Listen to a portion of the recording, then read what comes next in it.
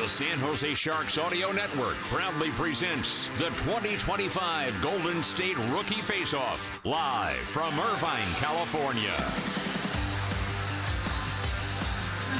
We're back for day two of the 2025 Golden State Rookie Faceoff as the Sharks take on the Los Angeles Kings. Sharks closing out this two-day event after a 6-3 win over the Anaheim Ducks last night. They'll look to remain perfect, but send it down to ice level as both starting lineups are at their respective blue lines. And we are about to have the singing of our Star-Spangled Banner. A couple lineup changes for the Sharks. We'll dive into those as soon as the anthem is concluded, and then we'll drop the puck on game number 2 of this rookie face-off. At this time, you all please rise and kindly remove your hats as we honor America and our armed forces around the world with the playing of our national anthem.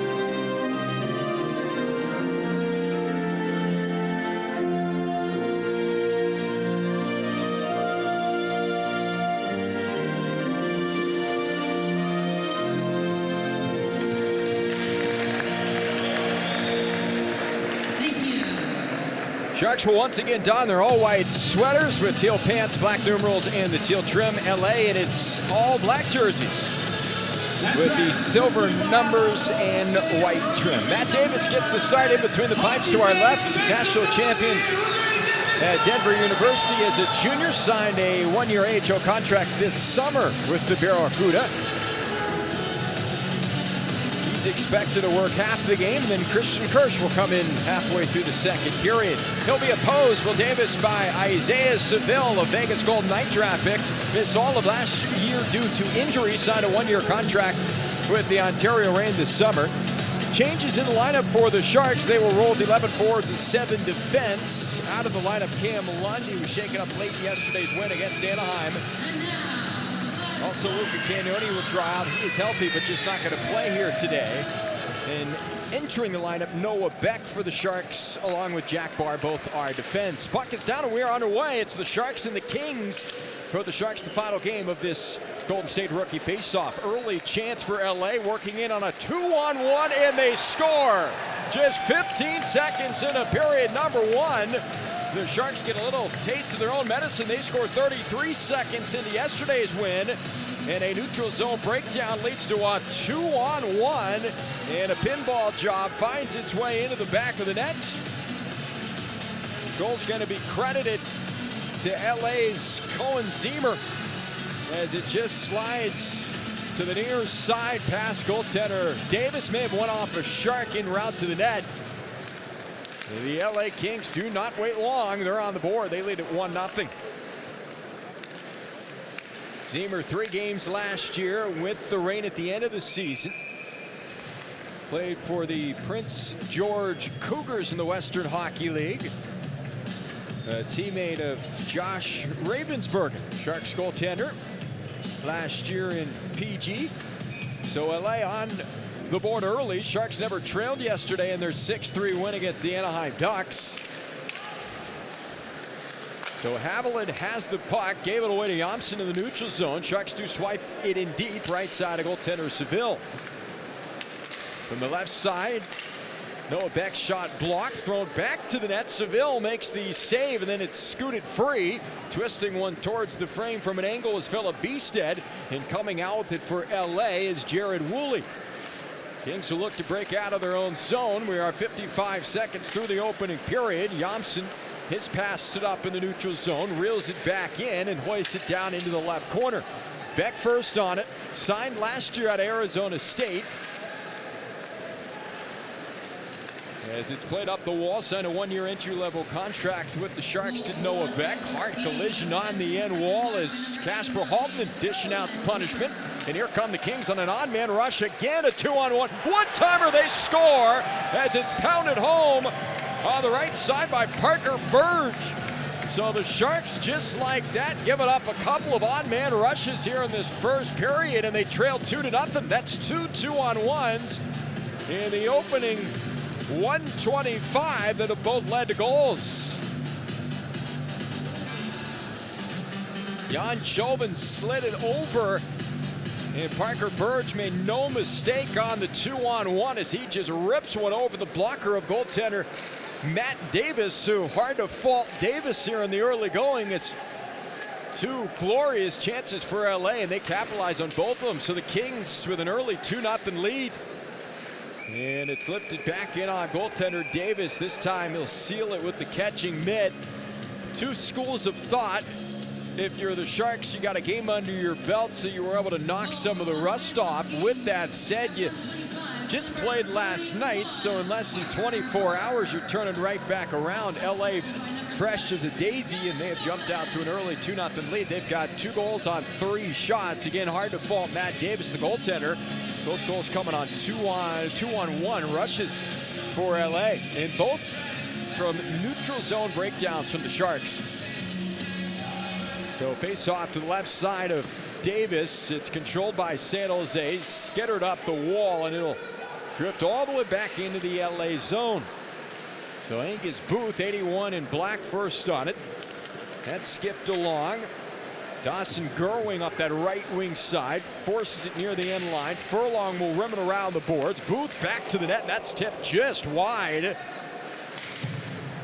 Isogai with a good opportunity. Interesting story. Isogai from Japan, signed by the Ontario Reign this summer. We'll dive in his story a little bit as our broadcast continues along. Swung in on net, and Seville will gobble it up.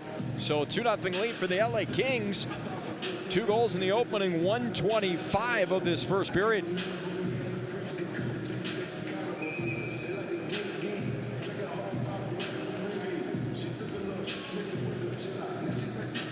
So the face-off to the right side of Isaiah Seville. Seville bouncing between the AHL and ECHL through his first 3 seasons of pro. As we mentioned, he did not play at all last year due to injury. Puck rolled into the corner. Comes free. And it's dug back to center by LA. It'll drift all the way into the Sharks' end. So Noah Beck on it quickly. Gets it for Haviland. Wheeled along near side for Hubin. Hubin dropped the gloves last night. There were 5 separate fights in that game between the Sharks and the Ducks. Over 80 combined penalty minutes. Woolley now with it for LA. 80 in black. Stuffed along near side. Give it away. Wetch skates it up the surface, and he's run into by Brustevich, who stepped up on the blue line. And now a penalty coming. And are there players on both sides going to the box is the question. Both penalty boxes have popped open. See that hit by Brustevich on Carson Wetch. And then the penalty occurred in the trapezoid. So yeah, they get penalties on each side. So Colin Graff sits for the Sharks. Jared Woolley for the LA Kings. Woolley right before he took that penalty probably got away with a slash on the stick of Wetch.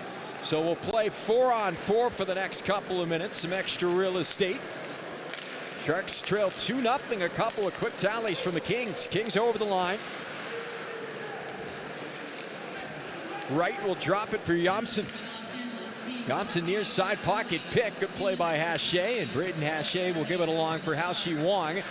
And Wang will peel back in the neutral zone and veer it ahead for Philip Biested. Biested will drop it back for Hache. Braden Hache weaving his way through the neutral zone. Right wing side for Wang. Cuts back into the middle of the ice, drops a backhander for Biested, now gives off for Musty. Musty was very impressive last night in the win, had a couple of points. Now for Sam Dickinson. Dickinson peels up the wall, lays it up top for Wang. Little shimmy shake back for Dickinson, and his pass into the feet of Biested, and the caroms back into the Barracuda zone. Max Heiss will spill over the boards. Musty controls far wing. We're playing 4-on-4 for the next 56 seconds. Wang now spins off a potential big hit as Caleb Lawrence was coming in with ill intent, and Wang just spun off of it at the final moment. Kings look to break out of their zone. Whip to the near side for Lawrence, who was behind him. Battling away with Barr along the near side. Jack Barr, originally drafted by Dallas back in 21, never signed, played 4 years at Harvard. He's a camp invite of the Sharks. Dickinson near side, top of the right circle. Up high for Barr, captain with the Crimson last year, and his wrister from well out, gobbled up by Seville and held on with 15-11 left here in this opening period.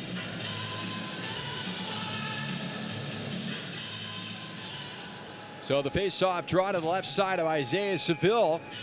Kings 2, Sharks nothing. LA scoring twice in the opening 125, both on 2-on-1s.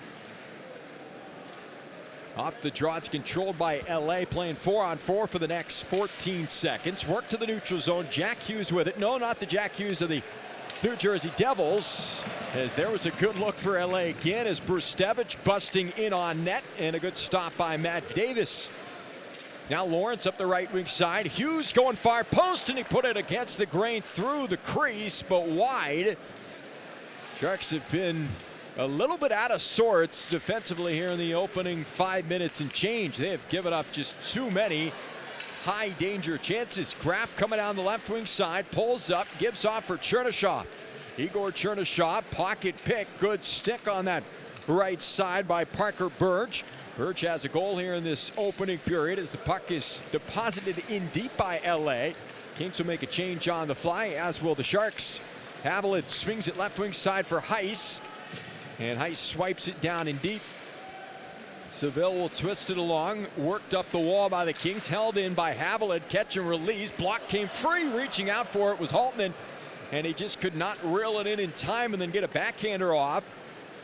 Good look nonetheless. Now Haviland back in his own end. Matthias Haviland will lift it up the wall for Heiss. Kings come out with a quick pull of the trigger there by Hosi guy, and that's fought off by Davis. Back to the top of the crease. Davis another save, and then Jamson swipes it just wide. It was actually Jake Crawford, who put it just off frame. Now back up high to the point. Rimmed around by the Kings. They've had a pep in their step here so far. That shot wide the net by Isogai, and now we're going to get a whistle here. A penalty on the far side. Cross-checking is the call against the Sharks as Jake Furlong is heading to the penalty box. Time of the minor at 6:40. So Furlong will take a seat. 66 games in the American Hockey League last year for Jake Furlong.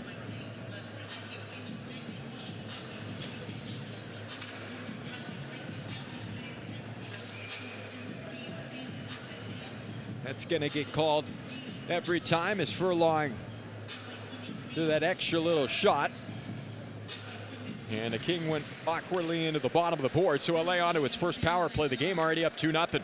Brustevich right wing side, top of the circle. Jamson tried to seam a pass. It's picked off and forced back to neutral by Philip Biested. Jamson will skate it back up the right wing side. Gains a line, pulls up just above the goal line. Back for Jamson, right flank, trying to get it to the point for Brustevich. Now Greentree, he loads up a shot and put it high and wide. Greentree, a first-round pick of LA a couple of years ago. He'll tip it up high to the point, back to his blade, through the seam, out of the reach of Jamson. He'll reload off the yellow. Now Greentree curl and drag, shoots, and he hit the pipe. Got around Graff, who lost his stick, and then put it off the post. Picked back up by LA on the power play, up 2-0. Now Brustevich for Yamson. Near side, Greentree. Back for Brustevich. Yamson his pass. Forced aside by Wong, but controlled by LA once again. Greentree shoots, and he put it wide. Just off the net by about 6 or so inches. Yamson back on it, trying to dance just inside that right dot. Lost the handle at the final moment. And now the Sharks are able to clear all the way back down towards Seville. Power play has 32 seconds remaining on it as Furlong sits for cross-checking. Kings 2, Sharks nothing. 11:45 left here in this opening period. Live from the 5 Point Arena in Irvine. This is the final game for the Sharks. Kings back on the ice tomorrow to wrap this 3-day event up against the host Anaheim Ducks, who the Sharks beat yesterday 6-3.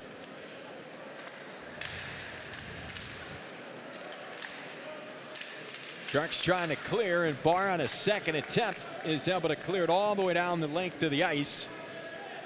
As Seville will stop it behind his net. Furlong will exit the penalty box. We're back to 5-on-5 play. Furlong heads off. Musty steps on. 2-0 lead for LA, scoring a couple of goals in the opening 125. Now Sam Dickinson for the Sharks, 11th overall pick 2 years ago. 19-year-old along for Musty, another former first rounder of the Sharks for Misa. Misa tried to seam it back for Musty. Drifts into the right corner, and it's skated back to center ice by LA. Kings coming down the right wing side.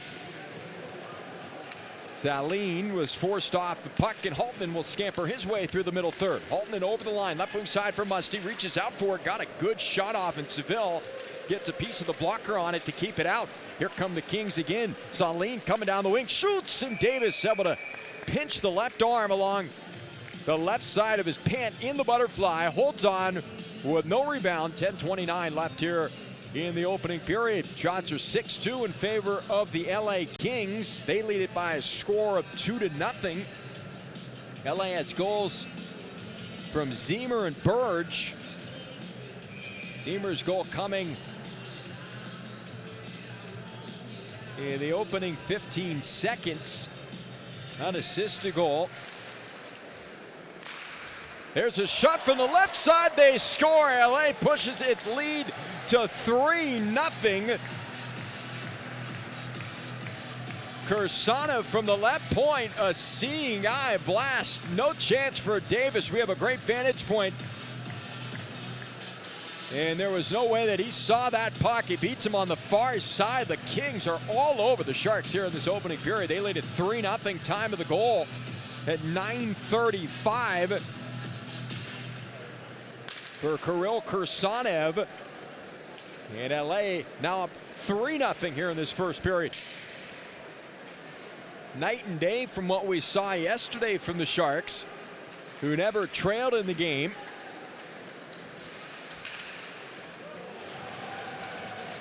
Lawrence with a reverse hit. Lawrence is 6'7". We saw him last year in the American Hockey League with the Ontario Reign.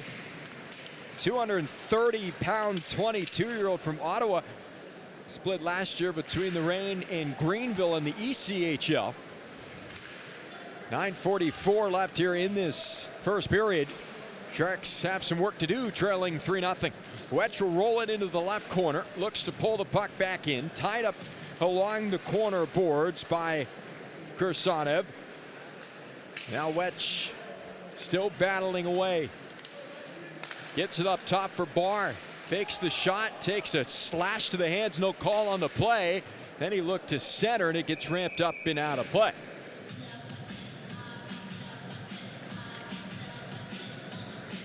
So that'll stop play. Jake Crawford with a hard slash on the hands. A little surprised that wasn't called. 9:17 left here in the first period. It's a 3-0 lead for the LA Kings. We're back in a moment, live from Irvine. This is the 2025 Golden State Rookie Faceoff. If you can't wait for the Sharks to hit the ice and are looking for a good reason to visit the SAP Center, you have tons of events to choose from all year round. Hot concerts, sports, and more. Check out the full schedule of upcoming events at Ticketmaster, the official ticket marketplace of the San Jose Sharks and the NHL. Today, with so much uncertainty in our lives, it's understandable to feel stressed, anxious, worried, or frustrated.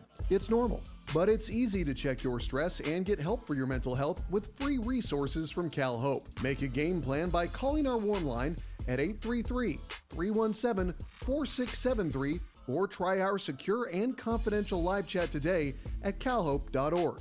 CalHope, proud partner of the San Jose Sharks. Back to Golden State Rookie Faceoff action. Here's Nick Nolenberger. All Kings, they lead at 3-0, 9:17 left here in the first period. Shots are 7-2 in favor of LA. So the draw will be to the left side of Isaiah Seville, Kings netminder. Sharks have Beestead, Graf, Wetch, Barr, and Dickinson on the ice.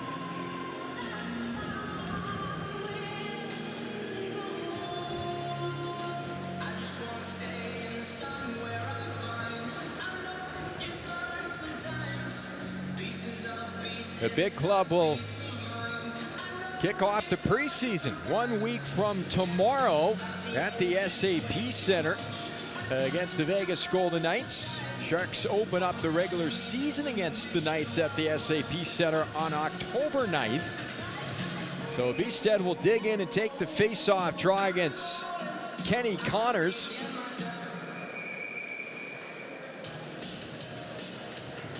And we're going to do it over again. Our officiating crew this afternoon, John Lindner and Max Oppenheim are the referees. Christian Johansson and Mike McBain are the linesmen. Wetch with it below the goal line. Barr was uncontested in between the circles and tried to make a move before he had received the pass and it went through his blade. Good thought from Barr, just couldn't quite convert. Puck back deep in LA territory. 8:50 left here in the first period. Nick Nolenberger, happy to have you aboard on this Saturday afternoon. Sharks winners last night 6-3. But they find themselves down 3-0 here in the first period against the LA Kings. Kings are over the line. Here's a chance developing again. This time Davis the save. Loose puck in the blue paint. Sharks are not out of the woods as it bounces just wide. The chances the Sharks have given up have been extremely dangerous, and the reason why they're behind 3-0, it's not like LA's just putting everything on net. They're just getting incredible opportunities. Sharks have been a little bit out of sorts, to say the least, here in the first. Barr will kiss it off the glass to get it back to center. LA controls. Booth up the near side, trying to get it for Crawford. Mutrin cut it off of the offensive blue line for the Sharks. Chernyshov supporting, along with Heiss, who had it down at his feet. And Haviland has it now for San Jose at his own blue line. Chernyshov right next to him, forced it to the long, but it's picked off by Jack Hughes of LA. Jack Hughes spent the last couple of years of college hockey at Boston University after beginning his career at Northeastern, a second-round pick of LA. As the puck's going to skip over the blade of the point man. That was Parker Burgeon all the way down the length of the ice. Jack Hughes, his dad Kent, is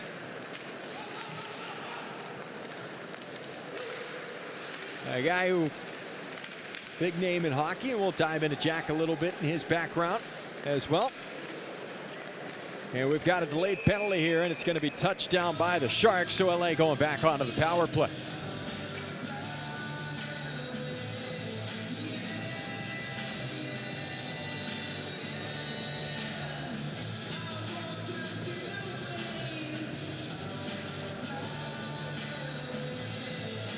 So Casper Hallman will take a seat.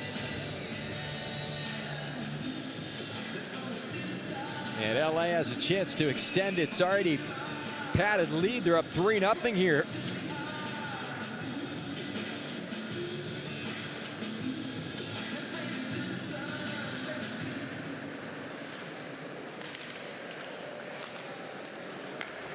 So back underway, LA on the man advantage. There's a shot turned aside with the left arm of Davis. Now up high to the point. Shot there by Brustevich.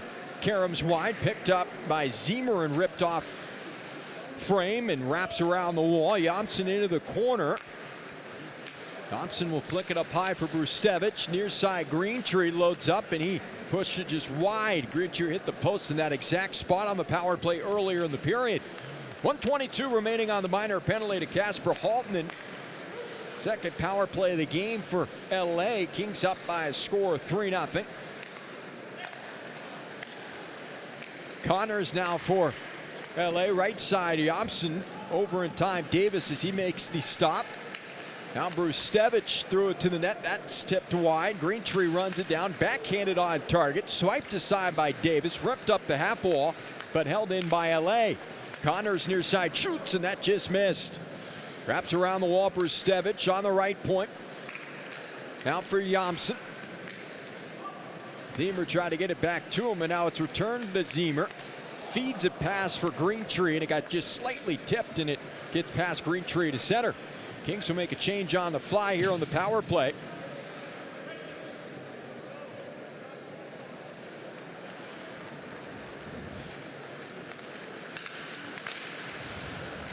So LA looking to gain the line, but play's going to be stopped for an offside against the Kings. We mentioned Jack Hughes. He's not the Jack Hughes you're familiar with the New Jersey Devils, but still has a pretty good lineage nonetheless. Dad Kent, he's the general manager of the Montreal Canadiens.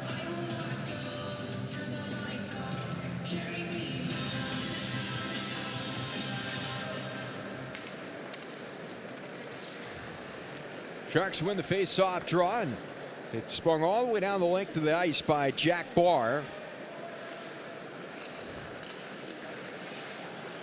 5:06 left here in the first period. Haltman on his feet in the penalty box. Kings over the line. Here's a chance for Hughes, working in. Puck sitting on the goal line, and they're going to say it went in.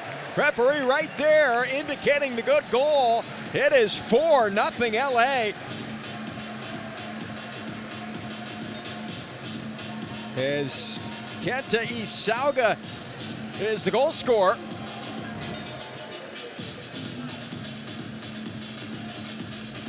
As we take another look at it, Davis couldn't quite secure it. Isauga was hacking and whacking away at the puck. It looked like the Sharks pulled it off the line, but the referee was right there to indicate the good goal. And it didn't look like that puck just passed the goal line for just a moment. And the referee right there to make the call. So LA extends its lead, and right now the Sharks don't have many answers. Kings all over them. That goal comes right at the tail end of the power play. We'll find out in just a moment if it does count as a power play goal.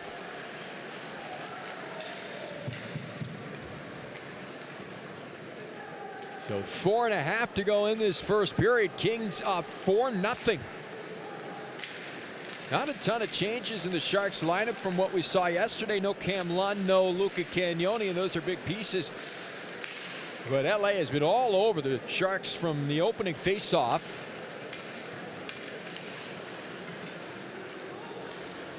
Not only do they have the 4 goals, they've drawn the only 2 penalties. They're winning most of the battles. And if you're playing with a puck, it's a lot easier, obviously, to avoid taking penalties and draw them yourselves, and that's exactly what we've seen. LA has really had most of the puck possession in this period, winning a lot of the battles as it rolls all the way down towards Seville. 3:51 left here in this first period. Still tons of time to go here.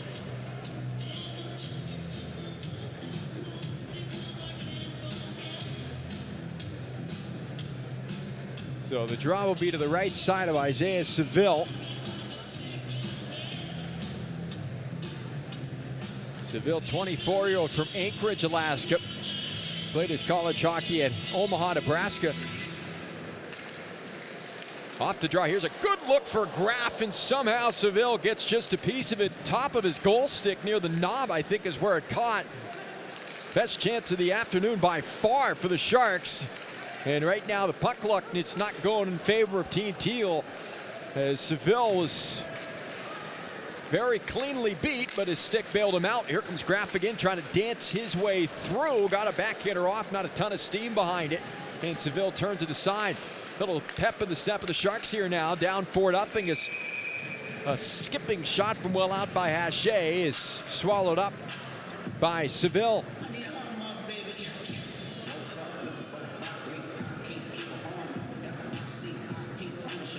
Take another look at that chance for Colin Graff.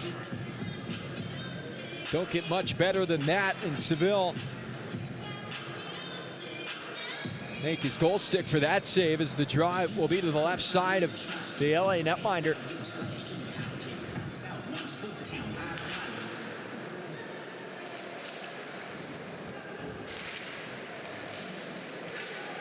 And a penalty coming against LA's Jomsson off the face-off draw as Haltman, who was called for a minor a few minutes ago, is now going to draw one. So Otto Jomsson will take a seat. 7th round pick of LA back in 2020. Jomsson, a season ago, spent in the AHL with Ontario. He'll sit, so the Sharks for the first time in this game are going to get a power play chance. And Jomsson got his stick down in the feet of Casper Haltman. Sharks last night 3 for 6 on the power play. And they went possession off the draw. Haltman up top for Dickinson. Near side, Musty. Musty twists it down low. Got just through the stick of Misa, and that allows for LA to clear at 200 feet. Davis will come out to play it. Matt Davis will twist it up the near side wall. Colin Graff will skate it from left to right. And trying to get it for Misa, but it's picked off by Lawrence. Lawrence right wing side. Kings threatening shorthanded. And coming down that right flank and pulling the trigger with Jared Wright. And getting a piece of it was Matt Davis. That was kind of a microcosm of how this afternoon has gone so far. Kings have put a lot of pressure on, in particular in the neutral zone. They have forced multiple turnovers in the neutral zone that have led to chances in transition. And that was another one shorthanded. Hard to get around Caleb Lawrence in that 6'7", 230-pound frame. Off the draw, LA wins control. Sharks on the power play here for another 127. They trail by a score of 4-0 late stages of the first period. Matthias Havelet, who scored last night, will skate it up ice from left to right. Drop it for Max Heiss. Heiss for Chernyshov. Chernyshov plays it off the far side wall to get it in deep. Rimmed around the boards. Mutrin seals the wall. Rink wide for Chernyshov. Went through his stick, but he gets it down below the goal line. Back for Chernyshov. Havelet walking the line. Now for Chernyshov. Left point to the end line. Heiss had it down at his feet. They'll run the puck down. Work it from Mutrin near side. Throw it to the net. In tight. Trying to jam it home. Where is the puck in Seville? Able to secure it. The reverse snow angel for Seville, and he's got the whistle. 1:54 left here in this first period. 45 seconds remaining on the power play. Like the thought there from Mutrin. Saw Carson Wedge right in front of the blue paint. Sharks haven't really been able to generate much in the offensive zone, and simplification may just be the recipe to get back into this game. Sharks calling for a delay of game penalty here as it went over the glass, and they're going to huddle up. So we'll see if Sharks certainly think it should be a delay of game penalty. If it is, it'll be a 5-on-3 for the next 40 seconds for Team Teal.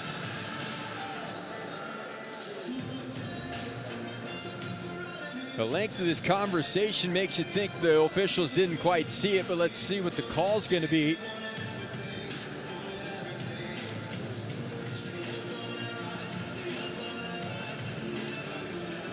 So the huddle is going to change locations over near the scorer's table. 1:48 left here in this first period. 4-0 lead for the Kings. And they're going to say the puck was tipped en route out of the glass, over the glass rather. The length of that conversation just makes you think they probably didn't see it. Either way, Sharks remain on the power play here for another 35 seconds. 1:42 left here in the period. And Kings are able to slap it out of their zone all the way back down towards Matt Davis. Davis up the far side wall. Dickinson will drop it back for Misa. Misa's got some real estate to gain. Left wing side for Halton and had to chip it into the corner. Misa trying to retrieve the puck on the end wall. 1:15 left here in this first period. 4-0 lead for LA. Johnson will exit the penalty box, so the Sharks 0 for 1, and Johnson trying to run down an errant puck. Coming out aggressively at the top of the right circle was goaltender Matt Davis to steer it away from him.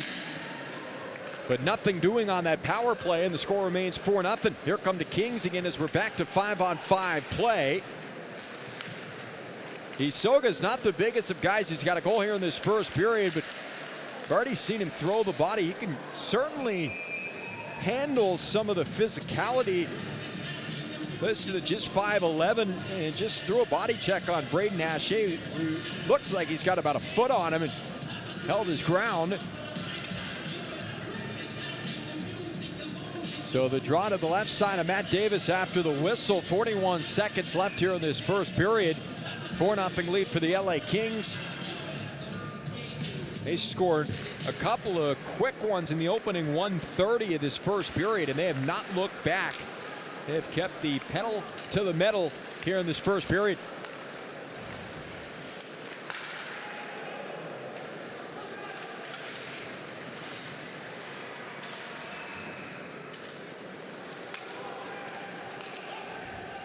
LA has it in its own zone. Booth goes D to D. Ripped up the far side boards. Davis comes out to play it. Torrance along the near side for the Sharks. Kings hold it in the offensive zone. Lombardi now looking to center. And that got veered wide. And the horn will sound as the opening period comes to an end. LA all over the Sharks in the first. They score 4 times. Couple of goals in the opening 1:30. Kings score 4 times on 14 shots. And they've got the comfortable lead after a period of play. We'll come back in a moment live from Irvine. It's the 2025 Golden State Rookie Faceoff. Kings 4 and the Sharks nothing. The San Jose Barracuda are gearing up for an electrifying 2025-26 season. And there's only one way to get closer to the action. He'll control, wrist one through, they score! By becoming a Battery member. Joining the Battery means savings, exclusive access, and experiences all in one place. Don't wait. Season tickets are on sale now. Ride the wave today by visiting sjbarracuda.com or by calling 408-999-5757. That's 408-999-5757. If you can't wait for the Sharks to hit the ice and are looking for a good reason to visit the SAP Center, you have tons of events to choose from all year round. Hot concerts, sports, and more. Check out the full schedule of upcoming events at Ticketmaster, the official ticket marketplace of the San Jose Sharks and the NHL. Shot score! Watch all live San Jose Barracuda play-by-play with Nick Nolenberger on AHLTV.com. From highlight reel goals to spectacular saves and bone-crushing hits, the voice of the Barracuda, Nick Nolenberger, is on the mic for it all. Find all regular season and postseason action via AHLTV.com for a small fee. And for up-to-date stats and news, visit theAHL.com. Termites, rodents, and other pests never rest. Luckily, neither does Planet Orange. Think you may have a pest problem? Call 1-800-7-ORANGE for a free termite inspection or general pest consultation from our licensed professionals. Planet Orange is an innovator and effective eco-friendly pest control methods. They'll customize each program for your needs using the most eco-friendly solution available. So don't wait. Call 1-800-7-ORANGE. That's 1-800-767-2643. Or go to planetorange.com and get started today. Planet Orange. Orange, you glad you called? Back to Golden State Rookie Faceoff action. Here's Nick Nolenberger. So welcome back to Irvine. 4-0 lead for the LA Kings after 20 minutes of play. LA scoring twice in the opening 1:30. And they did not look back after that point, so the Sharks have some work to do. We are very pleased to be joined in the broadcast booth by Sharks goaltender Joshua Ravensbergen. Got on the ice yesterday, picked up a nice victory. Josh, first and foremost, how are things going? How's it feel to be back with hockey season right upon us and get back on the ice? Good, yeah, it's a great feeling. Great feeling playing games again, long summer, and getting back into it feels great. So how has life changed for you? Drafted in the first round by the Sharks back in June. You know what organization you're now part of, what your future looks like a little bit. How have things changed for you this summer? I think it's really good, just to know what spot you're going to, know what team, believes in you, and now just keep on working and hopefully put on that teal jersey one day and play for the Sharks. Walk us through the draft process. I know you talked to multiple teams, maybe a feeling about some teams that are interested. Did it feel like the Sharks, when you went through the process, were a team that was interested in you, and when your name was called, was that a surprise at all? Yeah, it was definitely a surprise when I heard my name called by the Sharks. Wasn't really expecting it, but a great surprise, and really happy to be here. You grew up in North Vancouver. Who was the guy you idolized as a goaltender growing up? I loved Tuukka Rask growing up. He's always my favorite goalie. So what about Tuukka? Kind of drew you to him? Just had a cool mask, and I loved that. Are you a guy who kind of takes pride in some of the gear and the mask and the different kind of intricacies and unique things you can do with your equipment? I think it's really cool. I think that's a cool part about being a goalie. I wouldn't say I'm super into it gear-wise. Like, I kind of just wear whatever is presented to me and try to keep my set simpler. But I think it's a cool part, and you got to customize things and make your gear unique for you. What has it been like working with guys like Ryan Miller and Yevgeny Nabokov, guys who are really legends in their career and have so much knowledge to now instill on someone like yourself? Yeah, it's really cool, really fortunate. And Miller, he came out in August to work with me a couple times, so it's been great working with these guys. And they both had unreal careers, so to have them teaching you things and just being around on the ice, it's really cool. We're talking to Josh Ravensbergen, Sharks goaltender. You've got your first NHL training camp coming up. What's kind of your goal going into your first camp? I just want to learn as much as I can, and being on the ice with the pro guys will be a really cool experience. So I'm looking forward to it, and it should be a lot of fun. And this upcoming season, going back to Prince George, what are some of your kind of personal goals going into this season? I just want to give my team the best chance to win. It sounds cliche, but I have a little bit of a younger group, and being one of the older guys this year, kind of being more of a leader this year. So that's something I'm looking forward to, and hopefully we'll put together a good year and have some good starts. And I'm looking forward to going back up there and having a good year. The modern goaltender, you see bigger goaltenders nowadays. You're 6'5". Just looking at the prospect group, you're one of the tallest, if not the tallest, amongst all the players. As a bigger goaltender, is there any adjustments? You're a big guy, so that's just what you're used to. But are there adjustments you make as a bigger goaltender compared to maybe a guy who's a little on the smaller side? I'd say a little bit. Like I found when I grew a couple inches, it was a little harder to move around, and you kind of got to learn how to, just be in touch with your body and how you move and what you feel. You got to adjust your stance a little bit. So there are some changes you have to make. I think it helps in some situations, but I don't think it's as important to be as big as a goalie in today's game.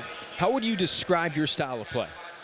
I'd say I'm pretty athletic. I feel like I like to be out there. I like to move a lot. I like to make saves and have a lot of speed and motion coming back in the crease. And I feel like that's how I play, and that's what I do when I play well. Well, we mentioned how tall you are. Have you always been the tallest guy on your team, or one of the tallest? I was pretty tall when I was younger, and then I kind of stopped growing, and it was kind of average height till about end of bantam, and then I started to grow a couple inches every summer. Did you find yourself, and you kind of mentioned it just as you hit these growth spurts, was there an adjustment period as you kind of got more comfortable with your body? Yeah, I feel like this summer and the last couple summers, they've been really good. Just, getting more adjusted to my body, being a little bigger, and kind of feeling out, kind of starting to grow my frame out a little bit. So there's still ways to go, but a good couple steps. You always hear with forwards and defense during off seasons, I want to get bigger, I want to get stronger, I want to get faster and more explosive. For a goaltender, what are the type of things physically that you focus on in an off season? Getting more explosive, just being able to move left to right a little better. Core work's important for goalies, so I've been working on that, and then just making sure my body's feeling great, like my hips, taking care of those, and strengthening my hips, strengthening my core. I feel like that's the most important thing to do for goalie in the off season, along with becoming a little more explosive in the crease. So that's what I did this offseason. I feel like I did a good job with that. You mentioned Tuukka Rask as being a guy that you idolized as a kid. Anybody currently in the NHL that you look at and try to maybe pull some parts of their game? I like watching Jake Ottinger. Like, he's big like me, moves well, a great goalie. So he's kind of trying to take some parts of his game. They're not super similar, but he's big. He's positionally really good, so I like to watch him. Have you always been a goalie? I started my first year as a player, and then second year kind of switched back and forth, and I just love goalie a lot more. So what drew you to the position? I think for me it was just I hated waiting in lines. That's what I remember. Like in practices as a player, like I just hated waiting in lines. I wanted to be in the action all the time. That's kind of what I remember. So as a goaltender, there's times maybe where you're left on an island, times maybe you're not getting a ton of action. What's something that you do to try to keep yourself laser focused in the moment a little bit? What I try to do, you try to look at the other goalie like down there, imagine you're in a spot making those saves, kind of try to keep your head in it. It can be hard sometimes when you don't see a shot for 10 minutes, 15 minutes, but that's what you try to do, try to see yourself making saves, and I find that helps. Do you find yourself, now that you're drafted by the Sharks, you're part of the organization, do you find yourself looking at maybe the roster, looking at maybe who could be your future teammate? Are you kind of invested now a little bit in what the Sharks are all about? I'm sure you weren't overly familiar with the personnel before you were drafted. Yeah, I try not to look too deep into it. There are a lot of guys from Vancouver, some guys I knew before coming here, so it's cool being with the Sharks and having some familiar faces around. So what's it been like being part of your peers, being in this group, younger players, all kind of with similar goals? What's this experience like, rookie camp and this event? Yeah, rookie camps are great so far. This is where I wanted to be for a while, and first year here, taking it all in, and it's been fun hanging out with the guys and go out on the ice. And with main camp coming up soon, I'm really pumped. We're talking to Joshua Ravensburgen, Sharks goaltender, picked up a win yesterday in a 6-3 victory over the Anaheim Ducks. We couldn't be more excited to have you in the organization. I'm sure you're familiar with the fact that the Sharks have never drafted a goalie in the first round in their history, and I'd imagine you take a little bit of pride in that as well. Yeah, it's an honor, but I wasn't drafted in the Dub, and I know it's not about where you go. What about you do it's about what you do after. So, I'm excited to get things going and, hopefully play in the NHL one day. Well, we're excited to see your development path, and we're excited to have you as part of the organization as well. Josh Ravensburgen, kind enough to spend a little bit of his time with us. Safe travels back up to Northern California. Have a great camp, and we wish you the best of luck moving forward. Yeah, thanks. Appreciate it. Thanks for having me. We'll come back here in just a moment. Josh Ravensburgen joining us in the broadcast booth. It's the Kings 4 and the Sharks nothing. We're through a period of play, day 2 of the 2025 Golden State Rookie Faceoff. Termites, rodents, and other pests never rest. Luckily, neither does Planet Orange. Think you may have a pest problem? Call 1-800-7-ORANGE for a free termite inspection or general pest consultation from our licensed professionals. Planet Orange is an innovator and effective eco-friendly pest control methods. They'll customize each program for your needs using the most eco-friendly solution available. So don't wait. Call 1-800-7-ORANGE. That's 1-800-767-2643. Or go to planetorange.com and get started today. Planet Orange. Orange, you glad you called? Back to Golden State Rookie Faceoff action. Here's Nick Nolenberger. Like a goalie gloving a wicked slap shot, Western Digital devices capture your data and hold on tight. Our line of SSDs and hard disk drives feature robust hardware encryption and password protection to help keep your data safe in the face of a wide range of threats. It's like having an all-star tendy for your important files and favorite content. Western Digital, a proud official partner of your San Jose Sharks. Coors Light presents To Chill or Not to Chill, when your friend bets against your team and the friendship. Or choose chill because you're drinking Coors Light with your buddy. Coors Light, choose chill. Celebrate responsibly. 2024 Coors Brewing Company, Golden, Colorado. A podiatrist will tell you about your feet. An orthopedist will tell you about your bones. A physical therapist will analyze your gait. A psychologist will help you manage your anxiety. But what if they're all connected? What if your walk affects your hip alignment and the loss of movement affects your mental health? At Kaiser Permanente, we know the body is connected in unseen ways. That's why our doctors work together to care for all that is you. Kaiser Permanente, for all that is you. Learn more at kp.org. Termites, rodents, and other pests never rest. Luckily, neither does Planet Orange. Think you may have a pest problem? Call 1-800-7-ORANGE for a free termite inspection or general pest consultation from our licensed professionals. Planet Orange is an innovator in effective eco-friendly pest control methods. They'll customize each program for your needs using the most eco-friendly solution available. So don't wait. Call 1-800-7-ORANGE. That's 1-800-767-2643. Or go to planetorange.com and get started today. Back to Golden State Rookie Faceoff action. Here's Nick Nolenberger. Welcome back inside the broadcast booth. 4-0 lead for the LA Kings after 20 minutes of play. Big thank you to Josh Ravensbergen for joining us up here in the broadcast booth. Sharks first-round draft pick from June. Picked up a win yesterday in the Sharks' 6-3 victory over the Anaheim Ducks. Sharks have some work to do here on day number 2. They trail 4-0. LA potting 4 goals in the first period on 14 shots. Final shots 14-8 in that opening frame. LA going 0 for 2 on the power play. Sharks 0 for 1. Kings scoring twice in the first 1:30. They scored at the 24-second mark and then the 1:29 mark, as they got the first goal of that opening period right off the bat on a 2-on-1. That ended up going off of a Shark defender, but was credited. The goal scorer was, for LA was Cohen Zemer, so Zemer got it started at the 24-second mark.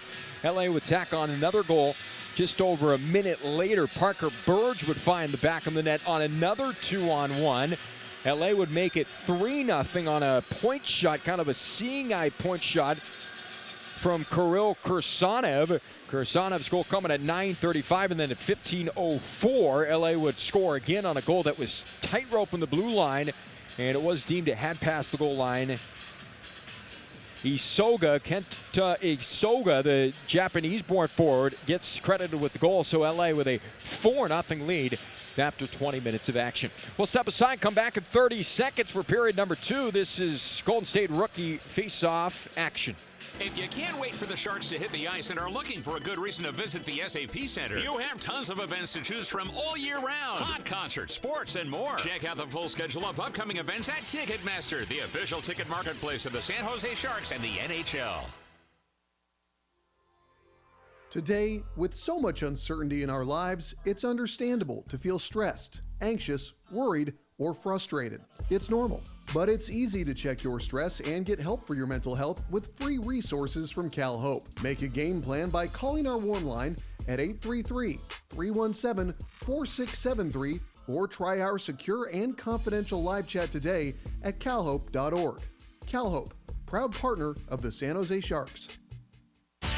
Back to Golden State Rookie Faceoff action. Here's Nick Nolenberger. Sharks will travel from right to left here in period number 2. They trail by a score of 4-0. Nick Nolenberger, happy to have you aboard on this Saturday afternoon in Orange County, as we come to you live from the 5 Point Arena in Irvine. This event will wrap up tomorrow. Kings and Ducks will close things out. We'll hop on a flight this evening and head back to the Bay Area. Training camp starts next week, so guys will get tomorrow off. Sure. Enjoy some Sunday football and get ready for Media Day coming up mid next week in training camp, which is right on the horizon. Again, the Sharks open up preseason play 1 week from tomorrow. Puck is down, run away here in the second period. Sharks control. Barr will try to slap it up the wall. It's picked off by LA, but then they give it away, and Musty gives it right back. Kings will wind it in deep. Davis will stop it behind his net. Dickinson will hurry it up the wall. Halton directs it up the boards. Musty will get to it, and Misa comes out with it. Misa had his stick lifted, though. Good effort there by LA's Kenny Connors to lift his stick and get it away from Misa. Misa trying to reach for it, and Connors has the puck. He's over the line, and he rips one in on net. Save made Davis, and he seals it for the whistle. 35 seconds gone here in this second period, and a convergence along the near corner boards, and now some pushing and shoving. It's like Dickinson in the mix, along with Cohen Zemer. That's right, fans. Get out of here. Make some noise. So the draw will stay in the Sharks zone. Right side of goaltender Matt Davis.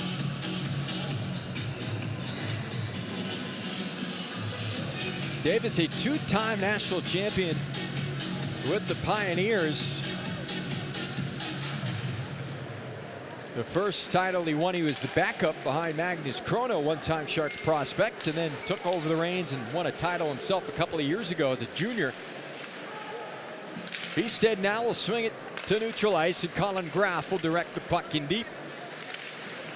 Graff getting in on the forecheck. But the Kings will come out of their zone quickly. Right up the right flank. He's over the line, shoots it on target, turned out by Davis. Picked up by LA along the near side. They've got a 4-goal cushion. They lead 4-0 here, early stages of the second. Brustevich flutters one in on net. And Davis makes the save. 18:46 left here in the second period. And more pushing and shoving. Last night's game, relatively tame in the first period. And then it hit overdrive beginning in the second. Over 80 combined penalty minutes, multiple fights. See if this game starts to percolate a little bit more as we continue along.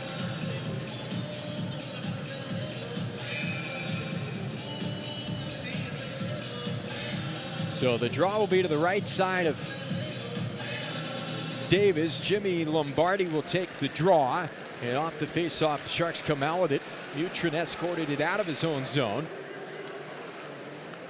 And now it's controlled by Wong of the Sharks, and he'll push it along for Haché. Haché will skate it out of his own zone along into the near side from Neutron, and it just went through a stick. And then a hard, thunderous hit in the near corner by Haché, and then Haché put it back towards the net and just missed. But I think he's going to be called for a penalty here as he takes a whack from Parker Burge, who was the recipient of that punishment. Haché is a big customer. Listed at 6'3", 210 pounds.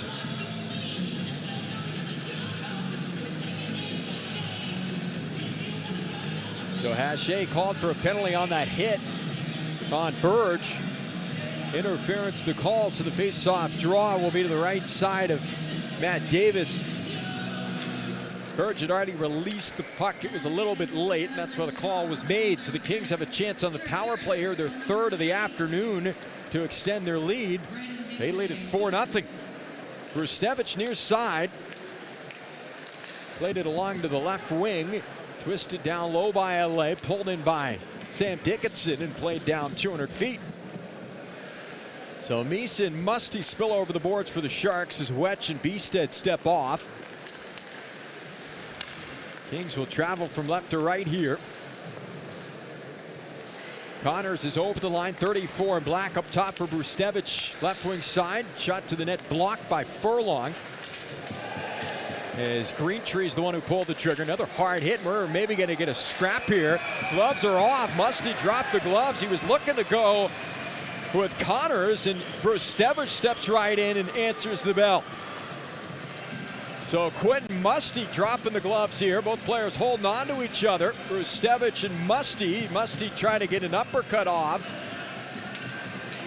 More grappling than fighting. Now both players exchange straight rights. Musty known more for his offensive output. Trying to make an impression, though, during this rookie face-off and set the tone going into training camp. And now the linesmen are going to get in between those two. So things are starting to intensify here in the second period as Quentin Musty drops the gloves with LA's Henry Brustevich. A couple of Ontario leaguers. Brustevich last year played in London. He was a teammate of Sam Dickinson and Casper Haltman's with the Knights, won a Memorial Cup. So Musty came over, and he was not necessarily trying to go with Brustevich, but Brustevich comes over and challenges him, and those two square off. So it looks like Just right now, penalties on each side. We'll see if any additional penalties are called.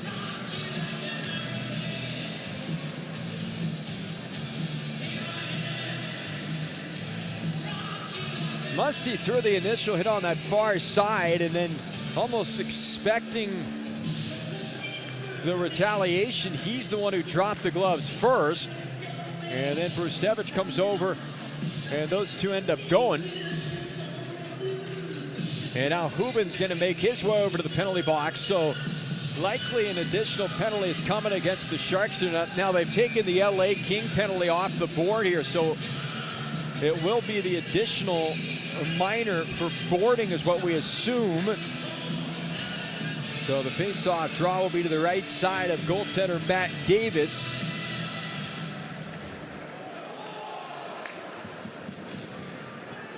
And this is what makes this type of event so fun, is you get young guys trying to make an impression, and we saw multiple altercations yesterday and more of the same here this afternoon as the Kings are back onto the power play here. It's a 5-on-3 as Haché still sitting for his interference penalty.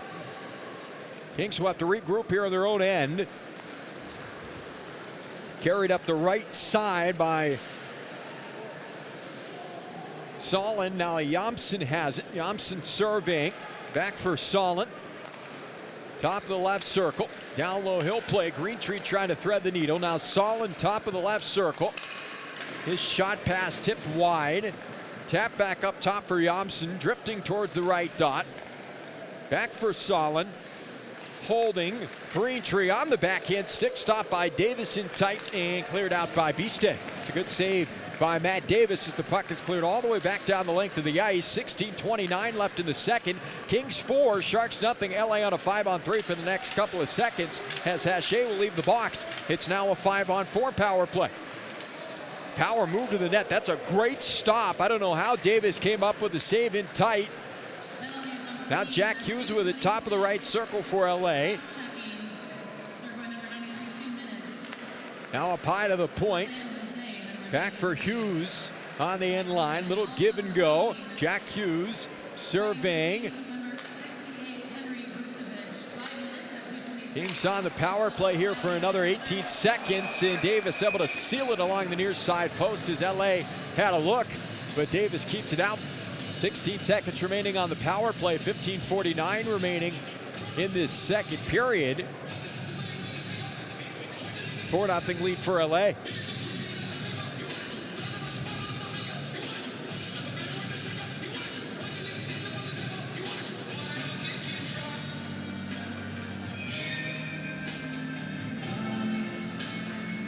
So the draw to the left side of Matt Davis. Heist takes the face-off and wins it into the corner. And Lawrence is going to take a penalty here for a cross-check. He threw a couple of them in the corner, the second one called.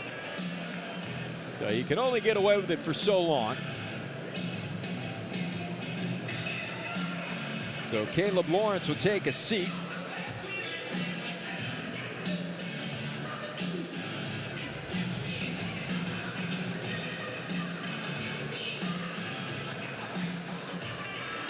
So the Sharks back onto the power play, just their second of the afternoon, looking to get onto the board. We'll play 4-on-4 for 6 seconds before the power play begins. Lawrence with the initial cross check and then another one on Wong for good measure. Then he threw a third one as well.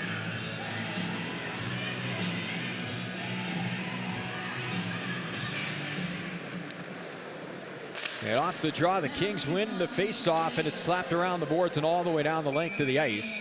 And it was still 4-on-4, so this will be an icing against LA. So the face-off draw will come back down the length of the ice.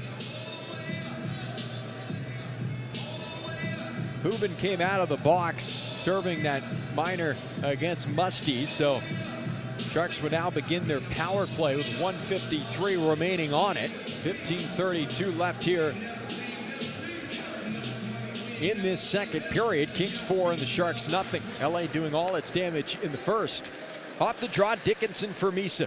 Misa shoots, and the save made by Seville with no rebound. Right into the chest, he holds on. Reminder, you can listen to all Sharks preseason action on the Sharks 24-hour home, the Sharks Audio Network. Join the Hall of Famer Dan Rysowski and Drew Amenda throughout the preseason. Sharks win control off the draw. Misa up top for Dickinson. Near side, Haltman thought about loading up a one-timer. Reloads, and then Dickinson misplayed it, but kept it inside the line. Down low for Graff, half wall for Haltman. Back up top, Dickinson. There's a one-timer. Stick stop by Seville. And then Misa charging towards the puck. And LA's able to come out with it. Hard hit along the near side is right. Is run into by Haltman, who's dished out a couple of body checks so far in this game. Haltman's 220 pounds. He certainly has the frame to play that style of game. Misa now circumnavigating the offensive zone just above the circle. And now for Dickinson, end line. Right in front, Haltman tried to play, pulled in by Graff, didn't get the shot off. Then Haltman, his attempt wouldn't go. One-timer, oh, what a stop there by Seville on Michael Misa. Look for sure like Misa at his first as a Shark. Now Dickinson works back below the goal line. Seville missed all of last year with injury. Looks fully healthy, and what a stop that was on Misa coming over laterally. Now Graff for Haltman. Haltman finds Misa, shoots, and he just airmails it up and out of play. That puck up on its edge, and he just lifted it out of play using the sand wedge. So that'll stop play, and the Sharks will change up their personnel with 30 seconds remaining on their power play. Couple of chances for Michael Misa. That save, a dandy by Seville on the one-timer from that right wing. So the face-off draw to the right side of Seville. Luke Torrance took the draw for the Sharks, who control. Haviland will carry it up the wall, pull up, and it's chipped into the corner by Mutrin. Kings come out with it, and it's cleared all the way down the length of the ice by Isogai, who has a goal in this hockey game. Sharks trail 4-0, 13:41 left in the second. Mutrin into the corner. Battle along the near side in the LA zone, and the Kings lift it out, and this will be an icing as the power play had come to an end. So the face-off draw will be placed in the LA zone. Sharks are 0 for 2 now on the power play. 13:24 left here in the second period. Nick Nolenberger, happy to have you alongside on this Saturday afternoon. Without a doubt, hockey is in the air. Hockey season is back. This is really the unofficial start, the appetizer to training camp. Chance for the young players to get their feet wet playing actual games. And now we're going to get a scrap. So Wong is going to drop the gloves with Caleb Lawrence. And Lawrence is the one who just took the penalty for cross-checking Wong. So he comes out of the box, and those two are going to drop the gloves. You got a 6'5", 6'6" player. And Wong is still throwing punches as he's on top of Lawrence. The linesman trying to get in between those two. So that was premeditated by those two, a carryover from Lawrence and Wong's exchange prior. Two big guys. Lawrence, we mentioned, 6'7". Hao Shi Wong, he's 6'6".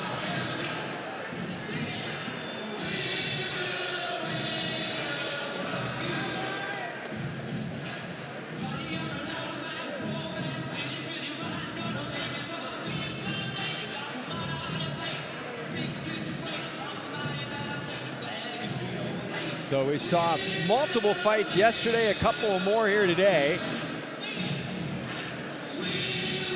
Spirited tilt. Don't see guys continuing it too often on the ice, but face-off draw will be to the right side of Seville. Pache shot from the point blocked. Booth will pull it up the far side, and LA is able to chip it up the coping of the boards and get it back into the San Jose end. Strong forecheck from LA's Jared Wright on Hache. Kings come out with the puck in the offensive zone. Swung towards Davis, the netminder. Klink just wide, wraparound attempt, and Davis got over to the near post to keep out the Jamson bid. 4-0 lead for LA. We're in the second period, 12:49 left in the second. So Lawrence and Wong sit 5-minute majors for fighting. Here's a chance for LA as it was sitting in front. Davis was pulled out of position, but it's skated out of harm's way by Hubin. And it's back into the LA zone. So all 4 goals for the Kings coming back in that first period, including 2 in the first 1:30. Chernyshov's going to chip it to himself off the wall in the neutral zone. Heist trying to dance through some traffic. Chernyshov, the trailing player, supports. Now Dickinson comes out with it. Down low, give and go. Dickinson tried to pull the trigger, and that's a really good defensive stick by Jimmy Lombardi, and the Kings are back the other way. And LA is going to be offside here, so that'll stop play. 12:05 left here.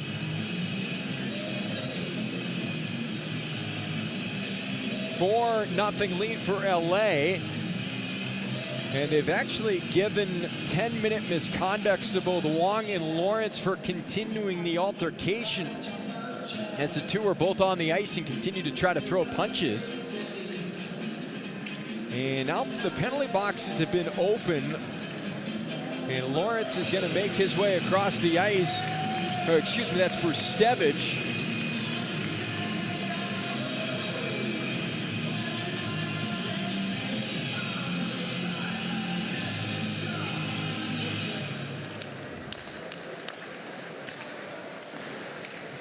So I believe they sent both Wong and Lawrence down the tunnels because they're combined 15 minutes of penalties goes beyond the length of what we got left in the period. There's 11:46 left here in this second period. So they instead just send them down the tunnel instead of sitting in the box for the remainder of the period. 4-0 lead for LA.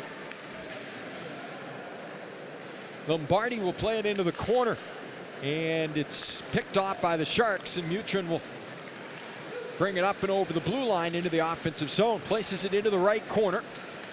Chernyshev, a 1-on-3. He's clamped off the puck. Work back to center. Beck will pick it up for San Jose along for Furlong. Head up, springs it for Chernyshev, and it ends up bouncing back into the Sharks' third of the ice. Furlong will run it down far right wing, past the red line and wired in deep. Greentree tried to tip it past Haltman. Now Beck comes down the wall. And where is it? Puck ends up landing up and out of play for a souvenir, so that'll stop play with 10:54 left here in this second period. So shots in the game to this point. 16-11 in favor of LA. And it looks like we're going to get a goaltending change. Christian Kirsch has entered the game for the Sharks, so he will replace Matt Davis. Davis allowing 4 goals on 16 shots in 29 minutes and 6 seconds of action. So Kirsch will enter the hockey game. Christian Kirsch, drafted by the Sharks in the 4th round back in 2024. He's expected to head to Chicago in the USHL this upcoming season. Played last year in Green Bay and Janesville. Green Bay in the USHL and Janesville in the North American Hockey League. He's committed to UMass. LA's going to change their goaltenders as well. So Isaiah Seville perfect on 11 shots, and he will be replaced by Matthias Scholl. Scholl, 5'11", 175-pound netminder. He's not the biggest of guys, signed by Ontario. He is a LA native, so homegrown talent. He's from Hermosa Beach. Just up the road, he played for the LA Junior Kings, had a very solid career at Bemidji State. But you just don't see too many 5'11" goaltenders these days. So both goalies which was pre-planned. Both starting goalies come out of the game, and they are replaced. So Kirsch for the Sharks to our right now, and Scholl for the LA Kings to our left.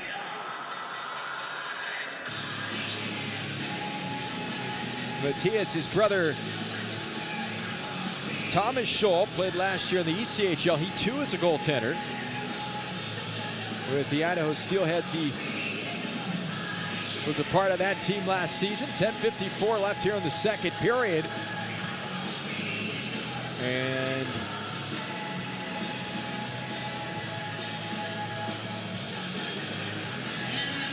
they're going to allow for the goalies to get warm. We're going to take a break. It's a 4-0 lead for the LA Kings. 10:54 left here in this second period. Back in a moment. This is the 2025 Golden State Rookie Faceoff. Watch all live San Jose Barracuda play-by-play with Nick Nolenberger on AHLTV.com. From highlight reel goals to spectacular saves and bone-crushing hits, the voice of the Barracuda, Nick Nolenberger, is on the mic for it all. Find all regular season and postseason action via AHLTV.com for a small fee. And for up-to-date stats and news, visit theAHL.com. Now, back to play-by-play coverage of the 2025 Golden State Rookie Faceoff. So during that break, LA was actually given a penalty. Ziemer takes the seat 2 minutes for a delay of game, so the Sharks are back onto the power play here. Their third of the afternoon. They're 0 for 2, and they trail 4-0. Midway through the second period, Misa trying to slip away from the pressure. Skates to the right dot. To the near side, he finds Holtman, who puts it home, and the Sharks are finally on the board. And the first shot that Matthias Scholl faces is in the back of the net. So Kasper Holtman has his first of the rookie face-off. And the Sharks finally break through, and they cut the deficit down to 3. So the power play comes through. Great setup feed from Misa. We saw Misa on multiple occasions last night. The vision, playmaking ability on full display. And he puts it right onto the tape of Holtman. And for Holtman, subtle but a heads-up play to stop on a dime there, not overskate that play, make himself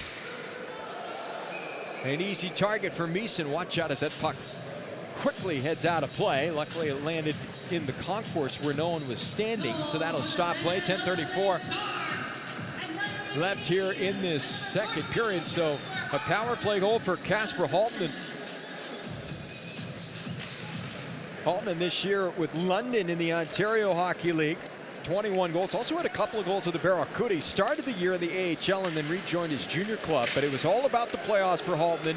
Big piece for London in their championship run. Now Philip Beestead goes upstairs, and just like that, bang, bang, the Sharks have cut the deficit down to 2. As Wetch set him up, and Beestead makes no mistake. So 2 shots on Scholl and 2 goals.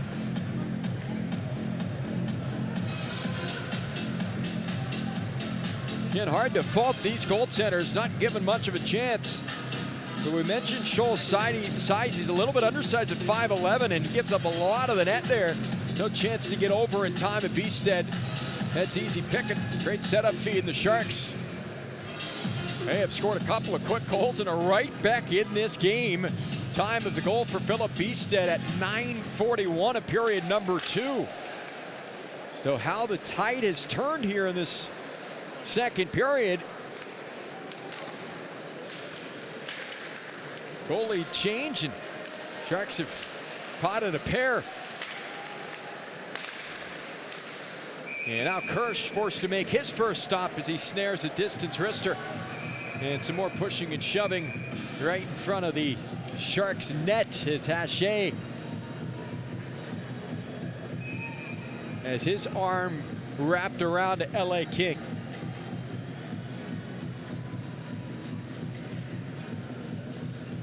So 9:59 left in the second period. Sharks have scored the last 2 goals. First, Holtman on the power play, and then Beestead at full strength.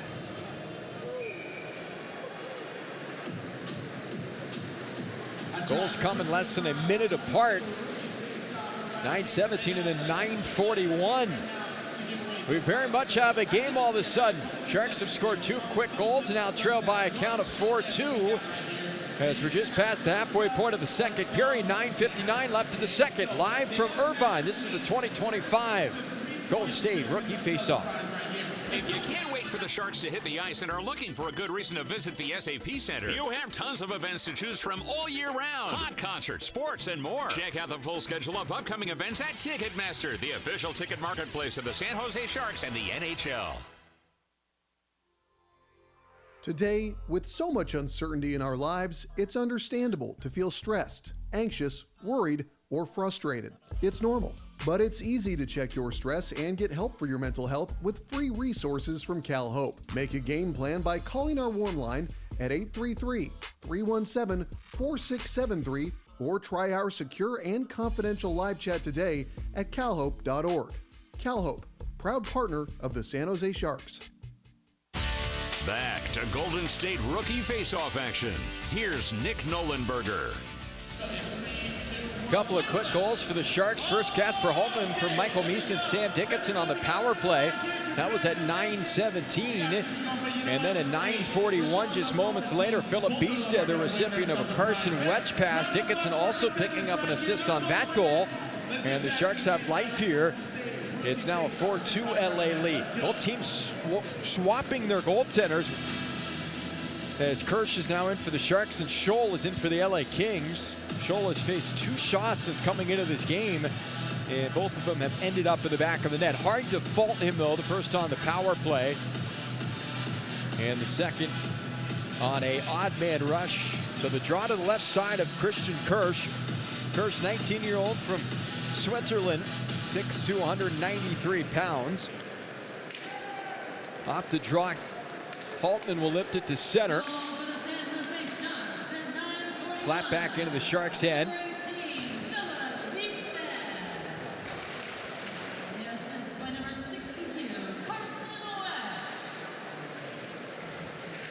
Pretty mild-mannered opening period, but things have certainly ratcheted up from a physical standpoint here in the second.